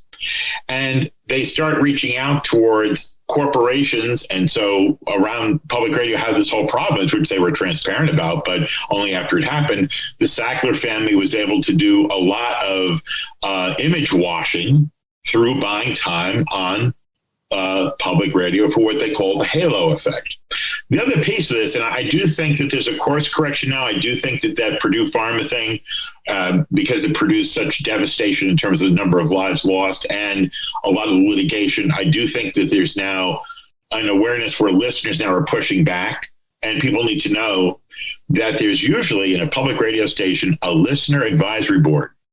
And that's another place that you can, as an individual, show up. And I saw in the case of WNYC where a fracking company was trying to do this image washing and this halo effect, a Williams Pipeline Company, and a group of concerted, disciplined, well-researched, well-spoken environmentalists actually was able to turn the tide at the station. But the other big piece of this, and you have to, because the public radio is only really such a small part of media in general, is that one of the things that's happened is that both parties have, as you know, the airwaves belong to the public. And under the Clinton-Bush period, and just pretty much no one's pushed back on it who's been in the White House, it's turned into a property right. And so you can have the Foxes of the world actually do things antithetical to the public interest with bad health information, as we've seen. And there's no way to hold them accountable. And getting back to that underlying premise that the airwaves belong to the public, in essence, it's a public trust. And because through campaign contributions, the media conglomerates have been able to basically purchase our governance, we haven't held them accountable. We've got about 6 minutes left, and I've got 2 questions left that I want to try to get through. So let's see if we can get to both of them in the remaining time. So one, and this is a big question, so I'm very sorry for giving you limited time on it. But one of the things that you highlight as being one of the causes of our stuckness is the obscene spending on the military. Now, unsticking this is going to be very difficult, and this is something that I've talked about on the show before, and I think David's talked about it as well, is that saying that we want to cut the military budget, first of all, it's essential. Let's not minimize the fact that we need to reduce the military budget, but it's really hard from a political standpoint because the military budget is spread to contracts in almost every congressional district in the country. And this is something I've harped on. You can have any representative from any congressional district, and if you have them saying that they want to reduce the military budget, there's probably a military contract agent company in their district that says, we're going to lose jobs from our constituents if we cut these military budgets. Can you just talk briefly about the necessity of cutting the military budget for unsticking this nation, and perhaps expanding on that final point a little bit, if you would like to? Sure, in 2.5 minutes or less. I would say that it comes down to developing through engaging the public in a new risk threat matrix. That is to define in real terms the things that really threaten us collectively. And then suggesting that it's not that we are in a dangerous world, but what are those risks? And so it's important, for instance, to point out that we spent hundreds of billions of dollars and extended American hegemony around the world to places we didn't even know our soldiers were located, and yet almost lost the whole thing to a group of white supremacists that we say we didn't see coming. So that's number one. Number two, let's look at what's really been killing Americans. So in the last 3 years, there was a decline in life expectancy in the United States.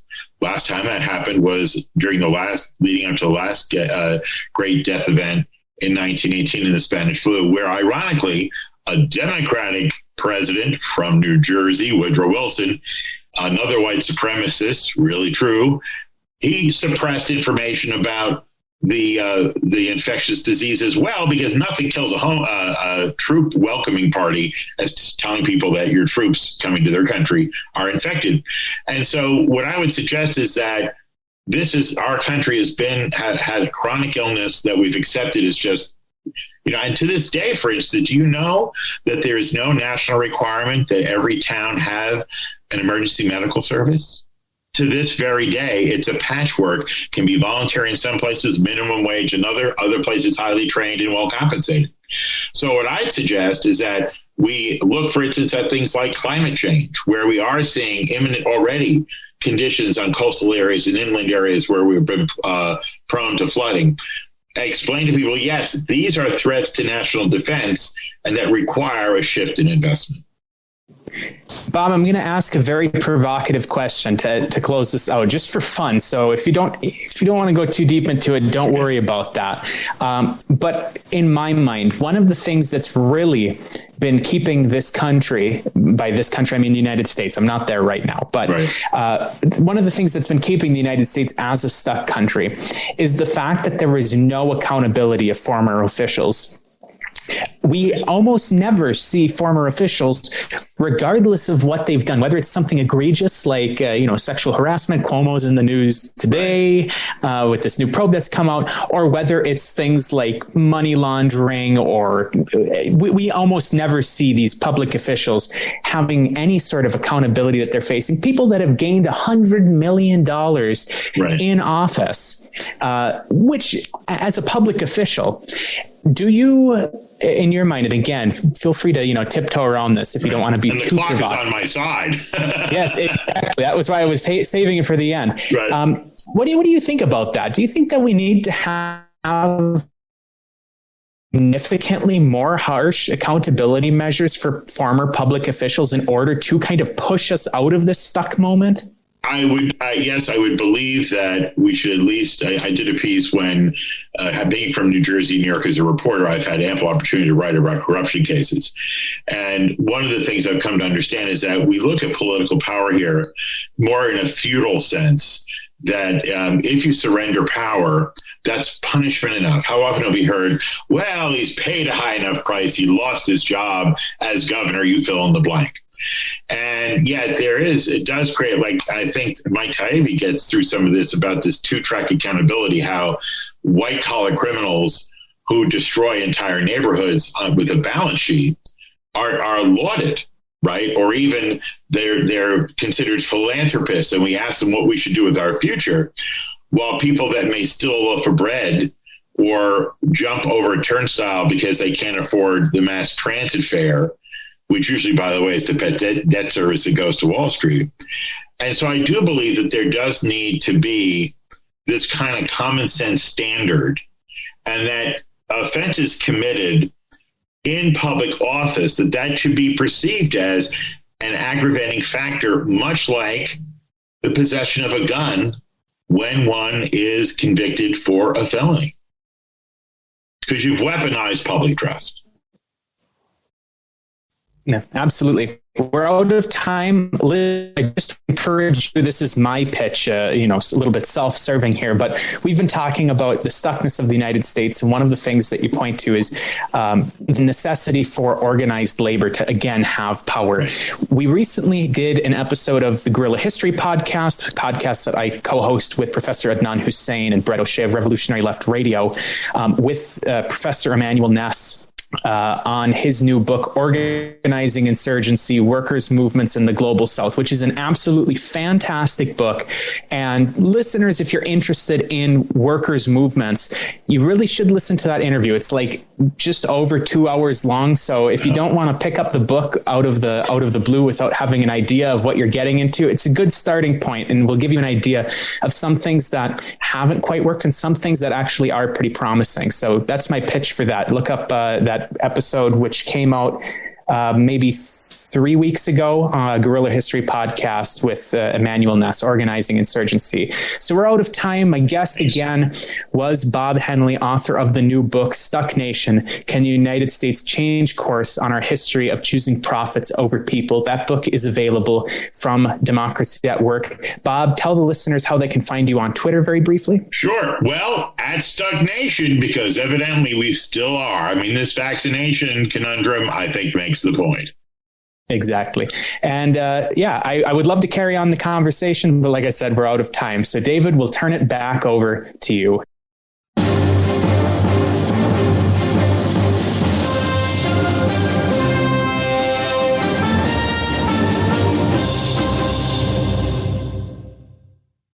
Let's now go to upstate New York, or mid-state New York, or, 25 miles away from here, where Pete Dominick, the host of Stand Up with Pete Dominick, is standing by. It's been a while. David Feldman, it is great to see you. It's been too long since we spoke. I'm very happy to be joining you and having another conversation be recorded. I think it gives me a lot of credibility to be on your program because you're a well-known, respected comedy writer. So... that's so sweet of you. And I'm glad you're reading those Dale Carnegie books, learning how to say things you don't mean to influence people. Is that what he says? I never trusted him. No, I really mean it. I love talking to you. I think you do a great program. And what else can I tell you? Yeah. Happy to be here. You love me so much, and yet I have yet to be on your show.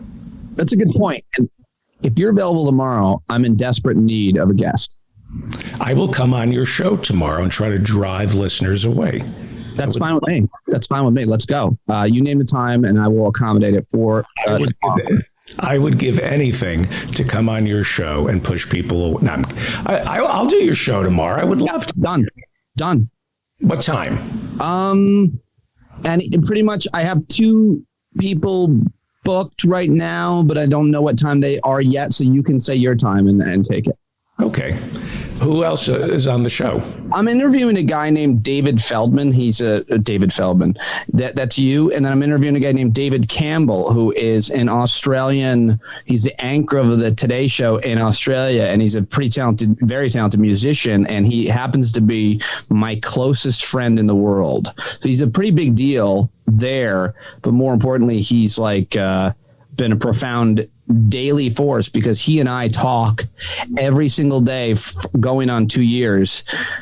We talk on an app, a video chatting app called Marco Polo. Every day, a couple times a day, we check in, and it's really, we're very, I don't know, maybe codependent on each other at this point. That's normal. So you're both under pressure to host a show, and you help each other, or you're just friends. It has nothing to do. Well, both. I mean, he's probably more helpful than I am to him, but we both vent a lot. But he's under a lot of pressure. He's the host of a daily national TV morning show. That's a lot.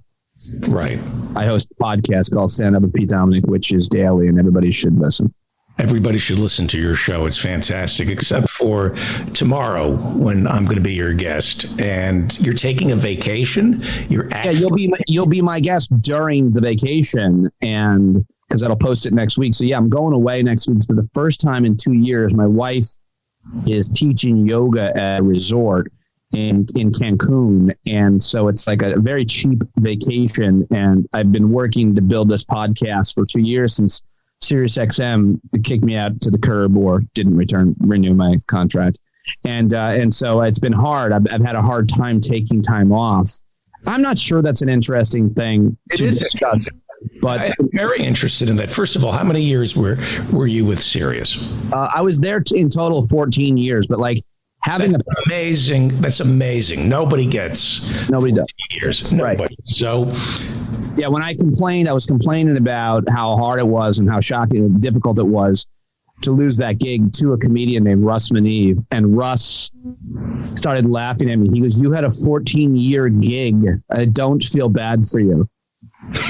Wow, what a bastard. What's his name? Russ Maneve. I don't think he quite said it like that, but he put it into perspective, and it did mean a lot to me because he was right about that. As a comic, I never expected, you go gig to gig, and I did that for years, right, and never expected any kind of financial security. But then I desperately needed it and sought it out, and worked at a bunch of different networks to kind of have those, CNN and Comedy Central as an audience warm-up comedian with the Colbert Report and Daily Show, and then doing SiriusXM. And so I had all these different revenue streams and making a lot of money for a long time, and then all of a sudden I'm just getting nothing.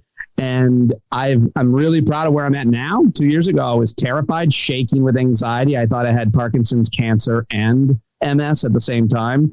But in fact, I had nothing. I was just anxious. And now I've built up an empire. Yes.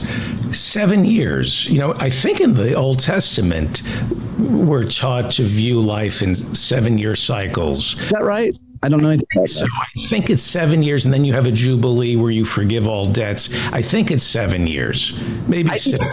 I do write in a journal and have been for years. So I have chapters of my life, and I break them down into years and decades. So I think your 20s and your 30s and your 40s, especially if you have kids, things are obviously a lot different. And so I break it down into decades, and I'm in my mid 40 decades. So that's where I'm at. That's how I feel. I think the secret to life, and I've never figured it out, is not to plan your chapters. That when you turn a certain age, like Obama's turning 60, are you going? It sounds you're going to the party. No, I actually was. I was planning on going, but he canceled it. We were supposed to be in the Vineyard, and instead I'm going to Cancun. Yeah. Okay, I usually carpool to these things with Spielberg and Clooney, but I was going with Hanks and Eddie Vedder. Yeah. Which is a fun car ride, but well. But like Amal doesn't want to go because of the kids, and she's worried. Anyway, it's a whole thing. I can understand. I can understand that. I was talking to Ron Howard yesterday. Ron. Opie, yeah. And he was planning. I felt like as there's a minority, probably a minority at the Obama's party of whites.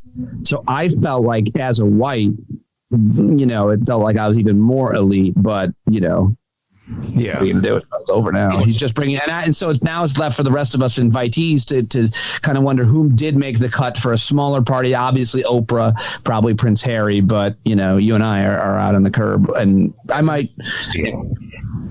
What's that? You have to have a Netflix deal. You have to show a Netflix deal, proof of vaccination, and a Netflix deal to control. They're going to have a Netflix protocol officer there to test you to make sure you have a Netflix deal. Well, if they did film Obama's party, like I would definitely pay for that. I am absolutely interested and fascinated by. Very rarely am I interested in celebrity gossip or anything, but for sure, that's the family that I'm in. The Obama family, I'm into their whatever they're doing. I'm interested in it. I'll read about it. Totally into them. My mother gets Christmas cards from the Obamas, and they're framed. They send out 3 million Christmas cards. And, I didn't know that. Yeah, and my mother. I got a Christmas card. I used to have dreams. I covered him so extensively at Sirius XM. I was in the room with him several times, never met him, but in White House Correspondents' Dinner or speeches at the conventions. And I covered him and talked about him every day for years and years and years. And so I really felt like I've read his books. I really feel like I do know him. I got very close to interviewing her, Michelle Obama, and that fell through. But I had dreams that we were friends. It's so pathetic. Right. And people will tell you, don't idolize our leaders. They work for us. Yeah. But to be fair, I also covered the bin Ladens extensively and had dreams that he and I vacationed together. So, I can't control my dreams, Feldo. Right. Likability is very important. I'm thinking about Nina Turner losing in Ohio 11. Yeah. And how unlikable, not that she's unlikable, but how unlikable some people I know are when it comes to politics. And for better or worse, politics, like comedy, is likability. I was thinking about working the road, and I would get laughs. I would feed the jokes into a computer. It was garbage in, garbage out, and it was scientific. I don't know why. My nose is very itchy. I think I'm allergic to alpha males. And so this is like politics. You can have somebody who checks all the boxes, and you put them into the computer and you get the readout perfect. But nobody likes this person. And that was my problem. I learned this, 15 years just doing stand-up for a living. I did everything right on stage to get people to laugh. In the end, they did not like me. That was the problem. And the same applies to politics.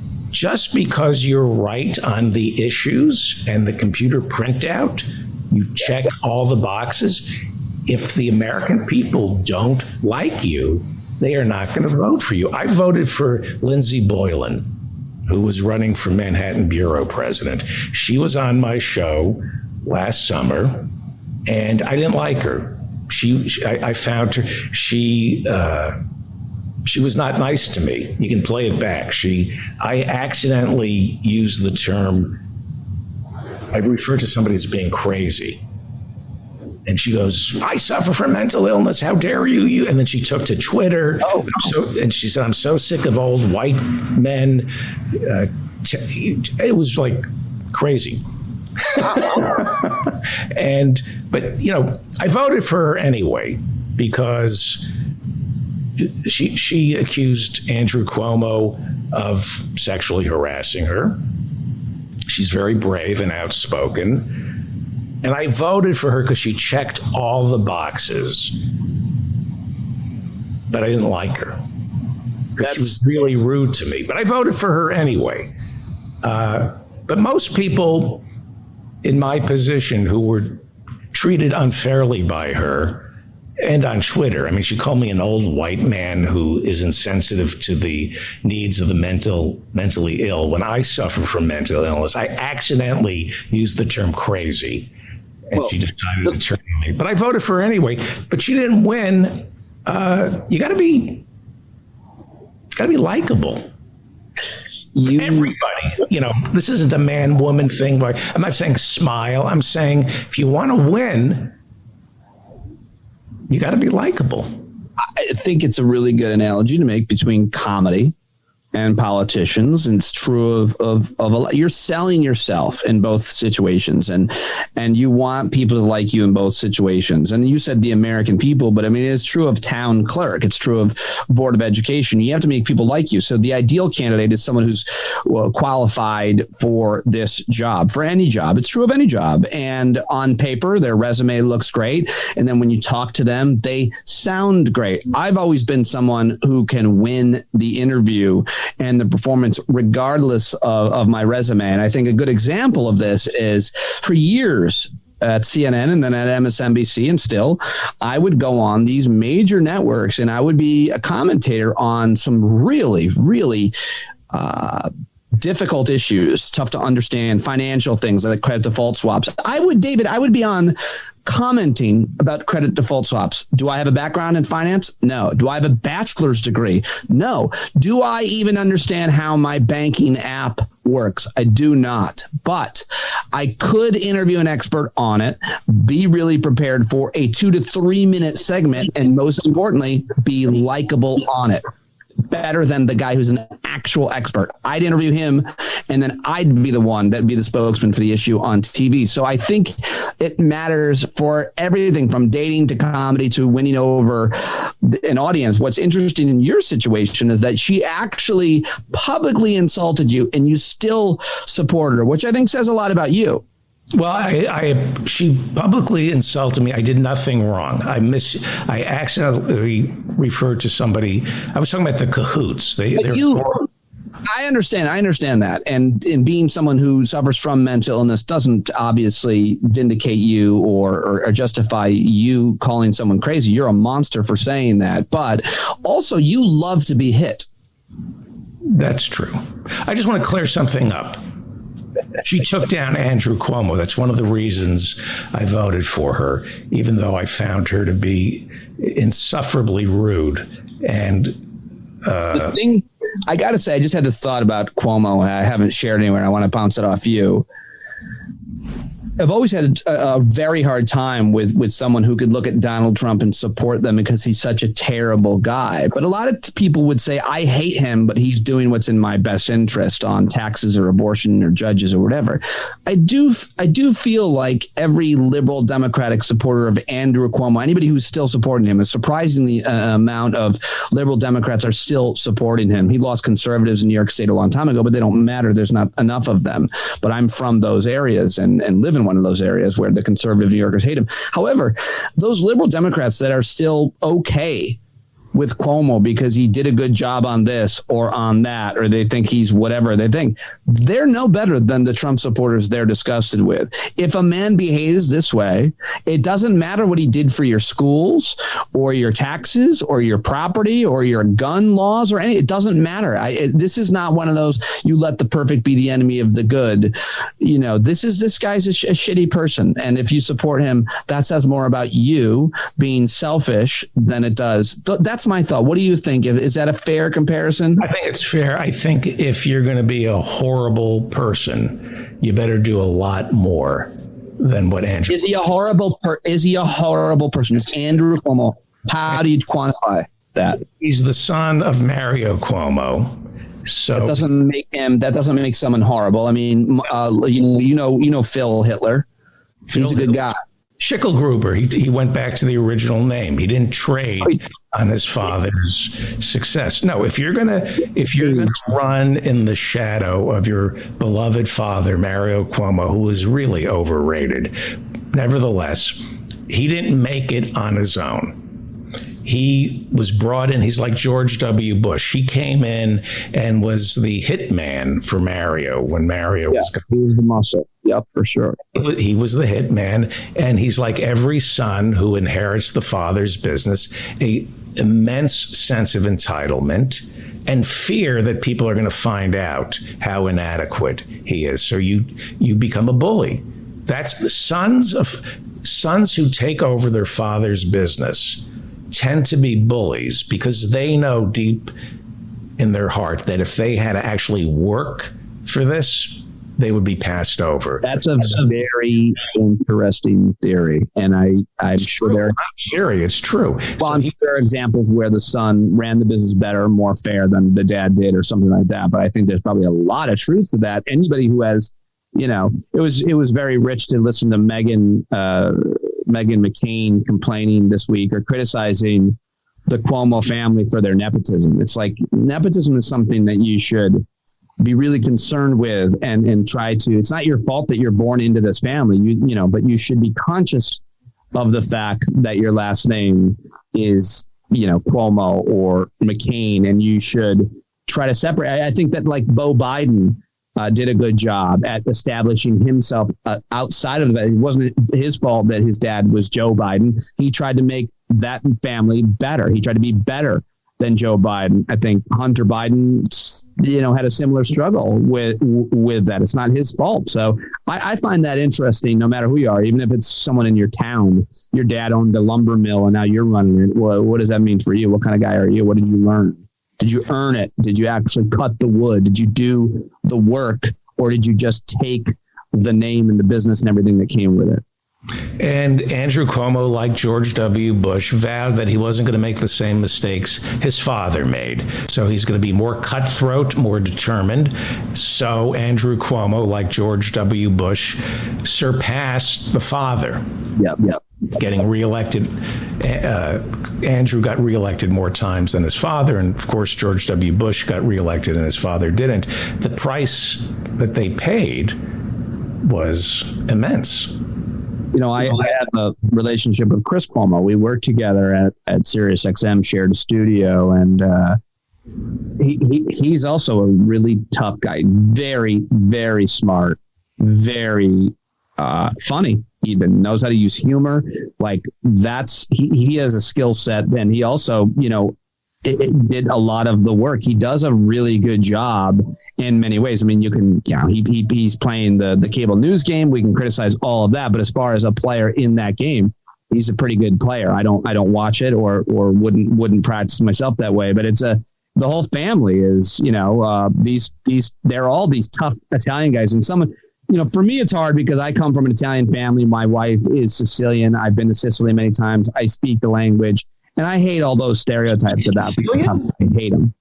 You speak Sicilian? I don't speak Sicilian. I speak some, I should say, I'm sorry, stolen valor. I speak some Italian. I can get by on Italian. Wow.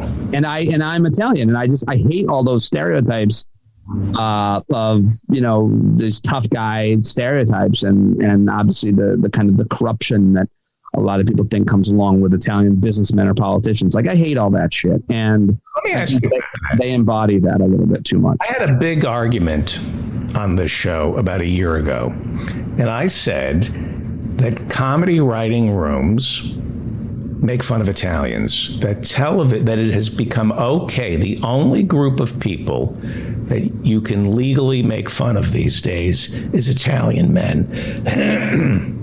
And my father was very friendly with somebody who was a member of the Italian Anti-Defamation League. Joe Colombo, do you remember him? No. You remember him from outside Columbus Circle? Got shot. No. Remember the Italian Anti-Defamation League? No. Huh? No. What is this? Omerta?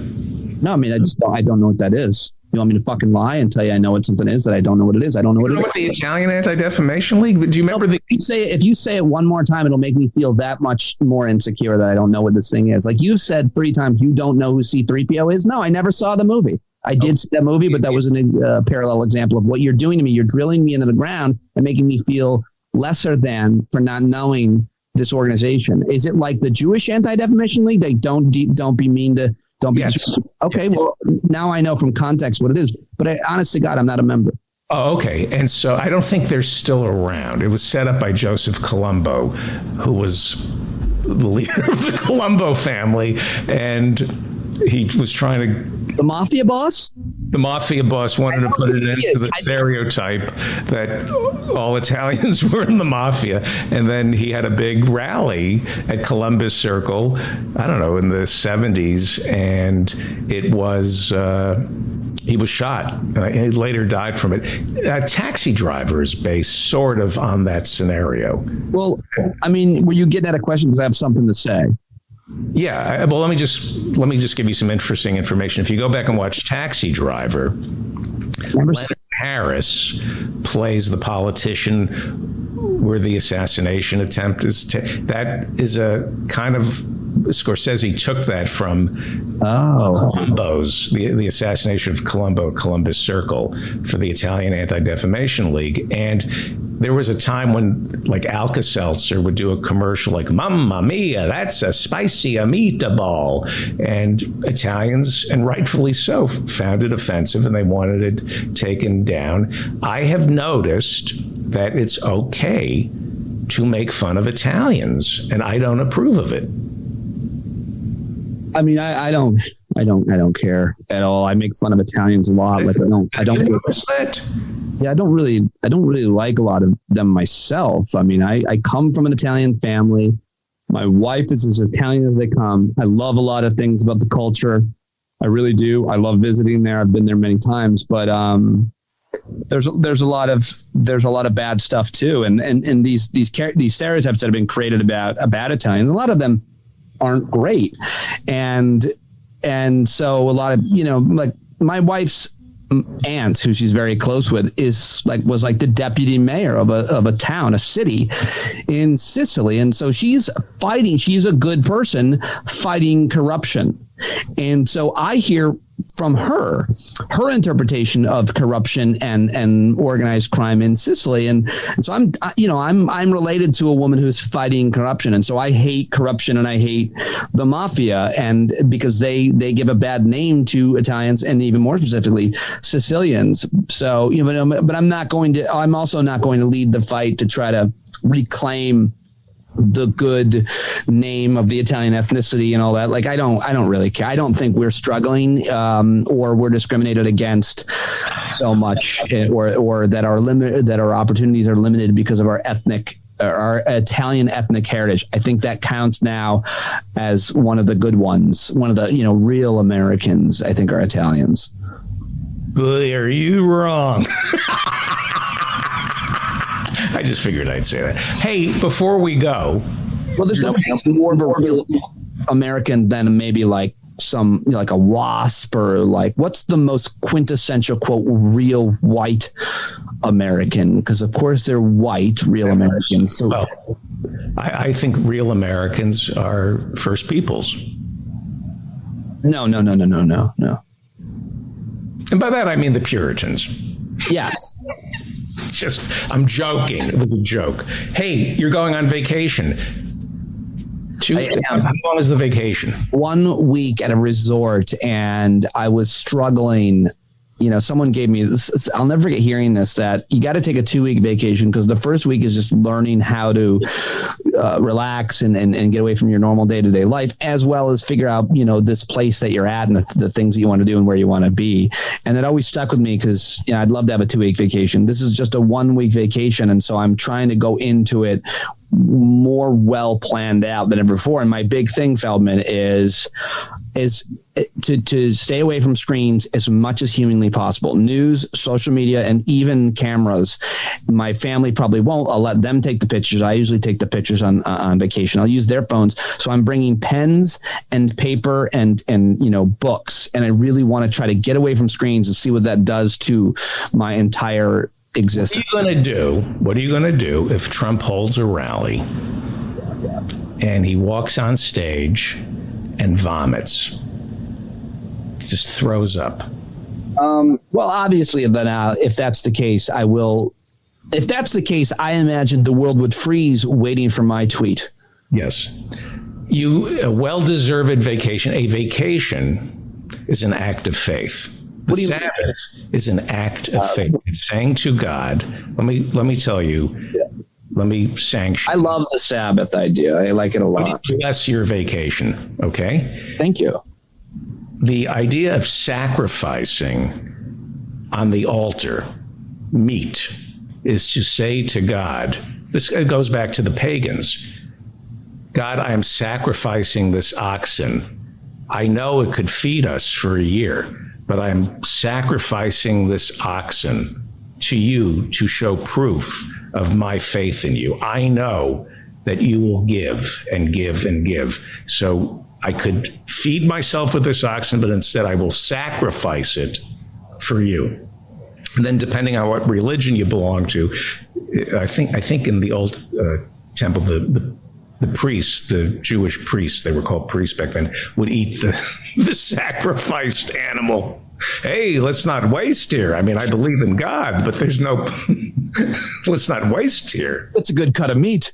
That's a nice cut. That's a flank. Well, I appreciate that offer of sacrifice and as a way to bless my vacation. That's no one's ever done or said anything quite so generous. So thank you. That I feel like good. Throwing a virgin into a volcano. By the way, that's what you should do in Cancun. You should throw a virgin into a volcano and say to God, this is a beautiful virgin. Sometimes I know that you provide. I will throw this virgin into the volcano as an act of faith to you, my Lord. Sometimes, do you ever find yourself just being shocked by what the far right or the right comes up with in terms of an argument or a conspiracy? Because sometimes I'm like, well, no one could possibly believe. For example, one of the hardest things to believe is that there's a microchip in the vaccine. That's impossible to believe because you just think about how small it'd have to be and how do you get it in there and blah, blah, blah.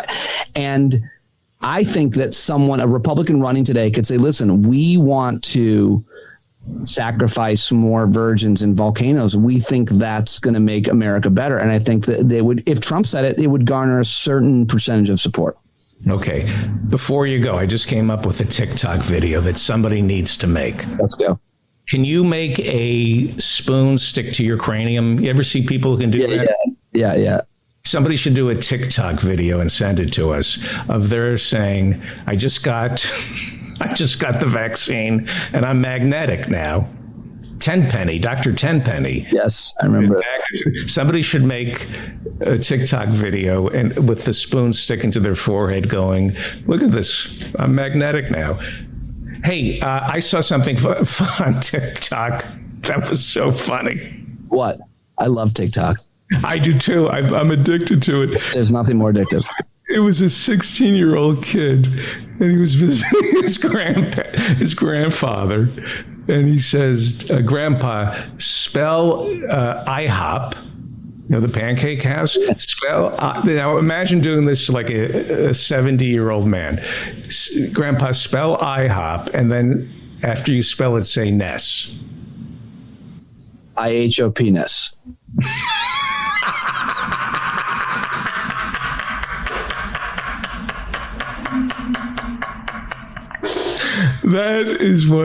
That gave me so much faith in humanity. Your TikTok feed is as a result of what you click on and what you watch the longest. So it says a lot about how awful of a person or how creepy you are. And mine is all couples playing silly pranks on each other. What's wrong with me? I love cats and dogs sleeping together. Oh, those are good. Yeah. Okay. I love you, buddy.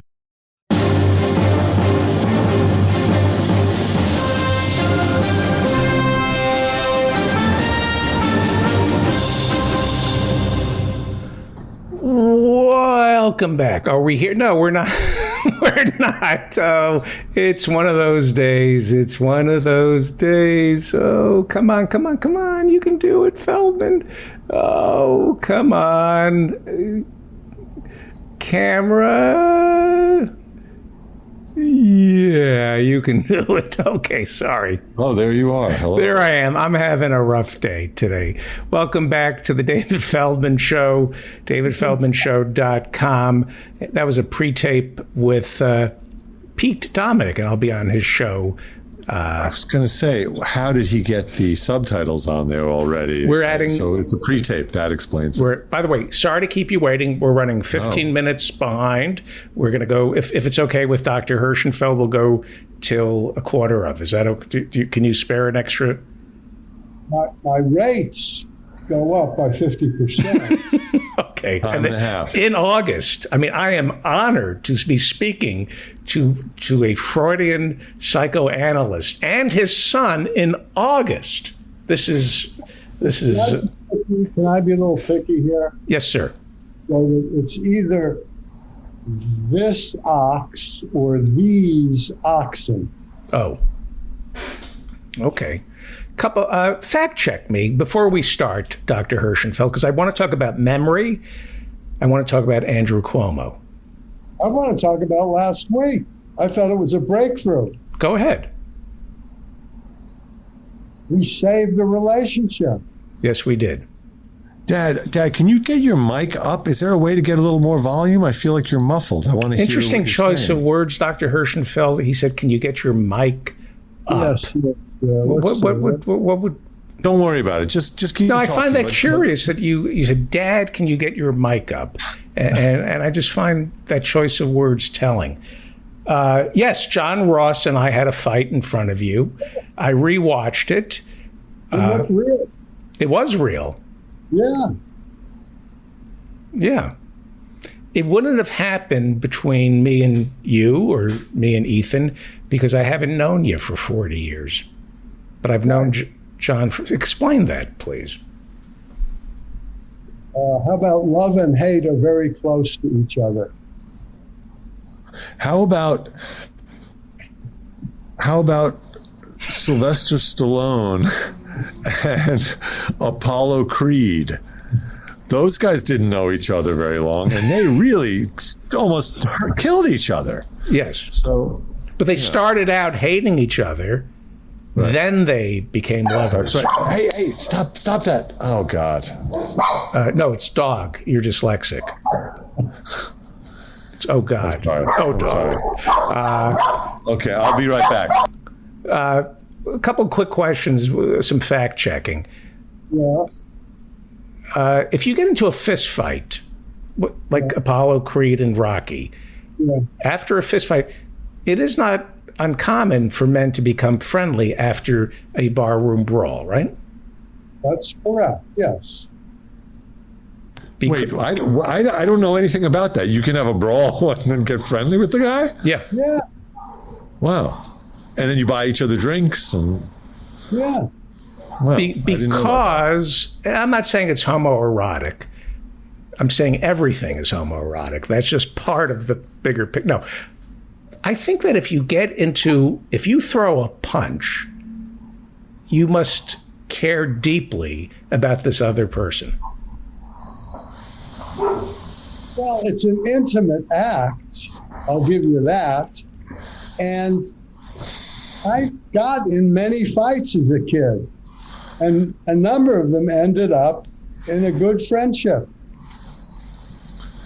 Or some of them were with somebody that I had been friendly with, and then we had a fight, and then we got friendly again. Right.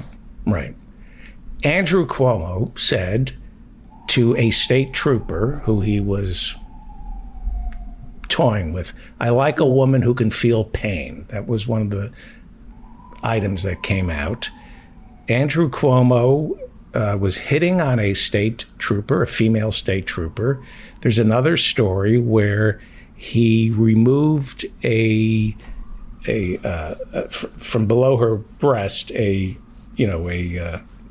sticker that had her name on it. So he touched her breast, and she was part of his security detail.